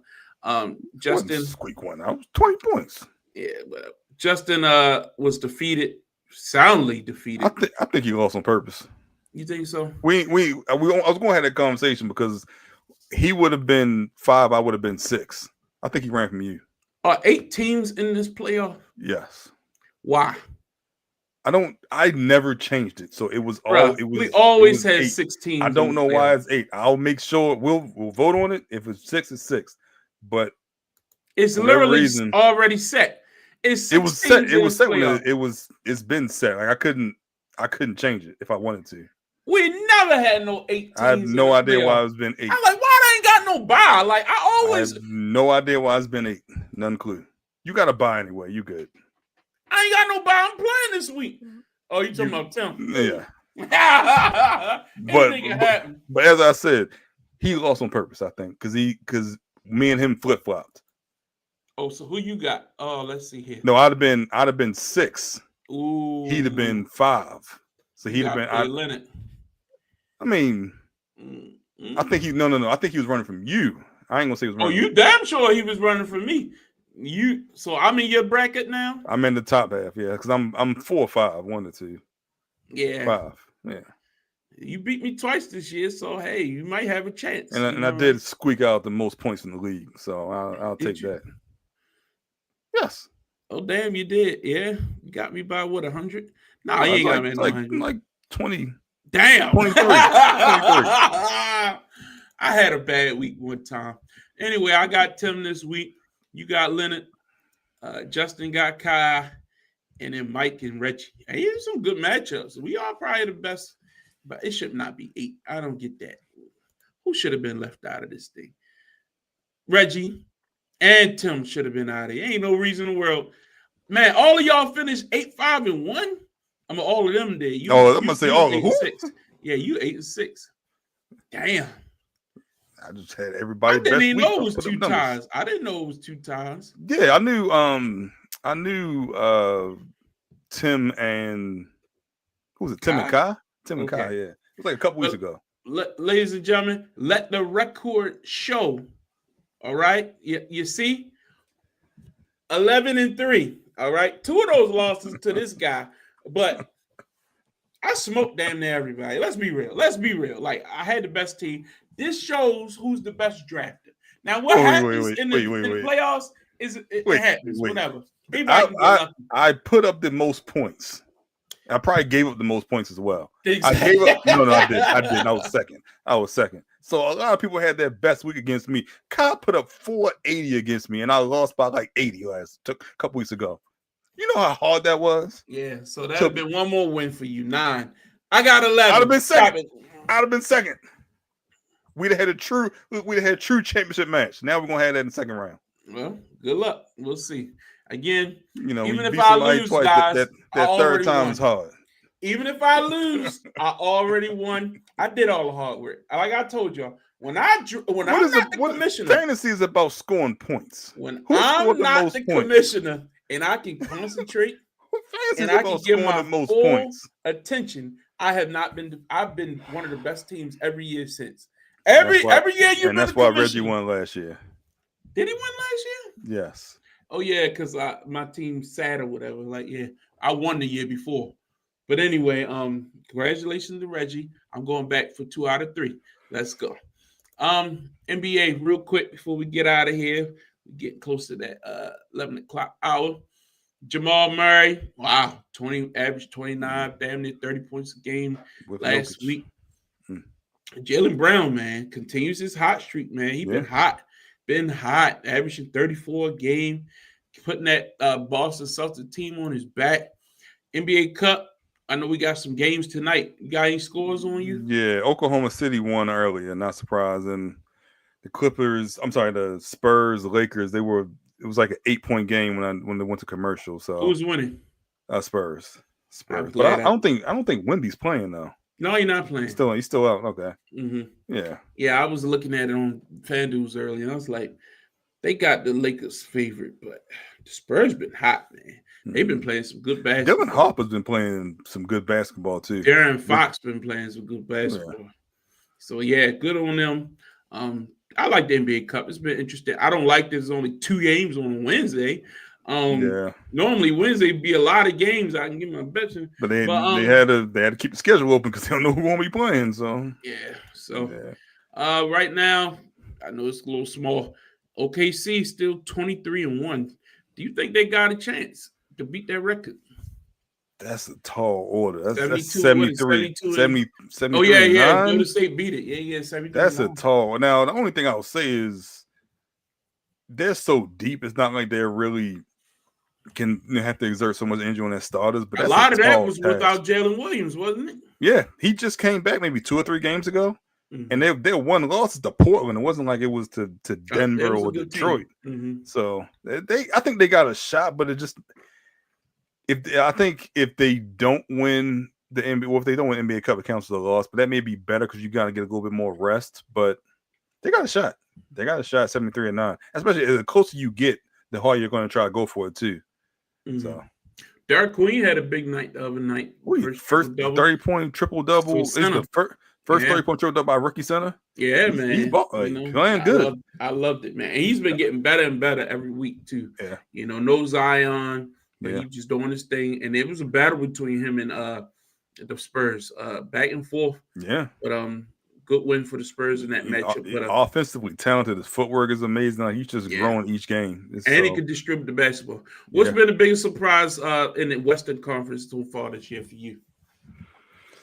I think it's the Lakers. I mean, that's I didn't anticipate them being this good by being having the second best record in the West. I mean, I know Luka's good. He carried that team a couple years ago to a finals appearance, but they were without LeBron and Luka for a stretch, and Austin Reeves carried them to about winning 3 out of 4 games. The coaching of JJ Redick is not talked about enough. He's a phenomenal X's and O's coach and putting players in the right position to be successful, regardless of who's in and who's out there lineup. So I think the Lakers really deserve some credit, but more so than Luka, who's playing at an MVP level. Austin Reeves, who was able to average 40 in 2 games when he was the number 1 option, and it was just him. In addition to JJ Redick, is not getting enough notoriety for his coaching ability so far this year. Yeah, I agree with you. I guess for me, the teams that I thought were going to be good are good. I mean, the Suns, I didn't think they would be not that they're great or whatever. They've been playing a lot better than I thought. But like the Rockets, I thought they'd be good. They're good. Denver, I thought they'd be good. They're good. We thought San Antonio would take the next step. They're taking that next step. And that's without Wemby. I want to see what they look like when Wemby come back. And, of course, OKC, we thought they were the best. They playing the best. I think that's refreshing to see. A lot of times, some of these teams that we look at the preseason, like they should be, they fall off or something. But the bottom teams, they're supposed to be the bottom teams. The Clippers have kind of imploded. But other than that, nothing really. Golden State really not more of a 500 team like we expected. Injuries has really contributed to that, but nothing's really shocking. To me, Dallas, they right around where I thought they would be. Just a whole hum.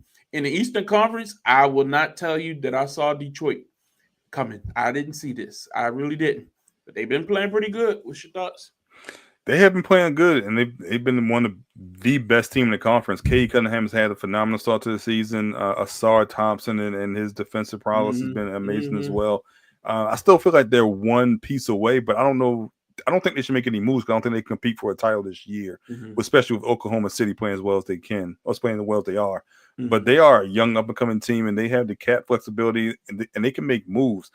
A marketing trade during the offseason is still in play, but I don't know if you give up the assets now and then you're not able to compete. But pleasantly surprised by the Detroit Pistons. They were a surprise team last year, and just to see Cade Cunningham on a national level so much, it's been phenomenal, and it's great for Yeah, him and great for that's how that you team. build the next star. Yep. But to me, the surprise is still Boston.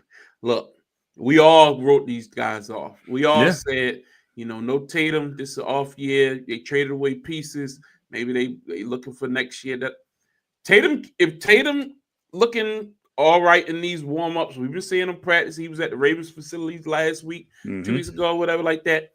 If he can come back after the All-Star game and they still in contention and everything look like they will be, you telling me that any team in the East is that good that Yeah. Boston couldn't compete? Like, this is a mediocre East. Look at these records. Because they can have the best two players on the court with Jaylen Brown, Jason Tatum. So Because New York, yeah. look, their record's solid, but you watch New York play. Cat look like trash. I'm sorry, man. Cat is probably the most inconsistent number 2 in the league. You need to trade him. I was going to talk to Justin about that. Like, He is so inconsistent, man. Trade him for AD straight up. Go ahead and get get someone better offensively. Yeah, I don't like it. Look, we haven't seen Orlando at full strip. Bane had a good game last night, probably his best game since he's been in Magic. I agree. But other than that, the Hawks have slid. The Bucks are in turmoil. Cleveland can't get right. I don't know, man. The East is just disappointing. It's early, but damn, look at the difference between the West and the East. It's a night and day, Anyway, before we get out of here, the Orioles, they landed an actual ball player, man. What's going on? Look, I was pleasantly surprised. I know they struck out on Kyle Schwarber. He re-signed with Philadelphia. I believe it was Monday night that came across. But they did sign Pete Alonso, and they went out aggressively and outbid everyone else. The New York Mets didn't make my offer because the number got so high. He's going to be your first baseman for the next 5 years. He can be DH as well. He's going to hit cleanup. He's going to hit home runs and be in the middle of that lineup. I love the signing. I love the aggressiveness. I love this lineup now. Like, everyone's kind of fits more into place. In addition to the trade that you made for, is it Ward? I forgot the guy that Grayson got traded for. So you have 2 players in your line that you signed that hit 30 home runs last year. One in left field, and you solidified your left field, and you solidified your first base. Now you had this rotation with Basayo and Adley, Basayo, and Pete Alonso, so you can rotate those guys as well. You still have Gunnar, you still have Jordan Westberg, you still have Jackson Holiday, still got Cows out there. Don't sound too bad. This lineup is looking good. Now, if you can get some pitching, man. Get a front line pitcher, and I also think at this point, Mountcastle and Mayo on their way out. So if you can spin both of those into maybe a number 2, and number 3 pitcher as well, and everyone else kind of fits into place. I like this lineup. It's getting me excited for spring. I feel the optimism. I ain't got nothing to be excited about right now. Catches, baby. Pitches and catches right around the corner. About 6-7 weeks. So it's going to be, look, I'm debating. I got to attend a couple more games now because, look, me too. I don't want to be out there late. I'm going to be on this bandwagon early. So I'm excited. Yeah, man. I thought this was great news, man. I saw a lot of people praising it. People who really know what they're talking about, too. So the good stuff on the Orioles, man. It's like to see that. Finally, this Saturday night, Washington, D.C., John Cena's final match. That's it. That's the show. Yeah. Cena takes on Gunther as expected. I said this a few months ago. This is final matchup. I think Cena's winning. I think he's going out on top. He gets the win over Gunther, goes out with the crowd cheering him. I think so. Gunther don't mind losing to Cena. I think it'll be a nice little capper of his. He not beating a young guy. He not beating somebody who can use the rub. He beats the big guy who, Gunther going to give you a good match. Every match Gunther do is going to be good. It's going to be physical. He's going to chop. The crowd going to be into it. I think it's going to draw the emotion. And in the end, Cena's going to topple the giant and go out on top. I like it. What's your thoughts? Yeah, I like it. I never, the build up to this has been long and just never thought this day would come. But I'm sad to see him go. He brought back wrestling, that ruthless aggression era. when Stone Cold was gone, The Rock was gone.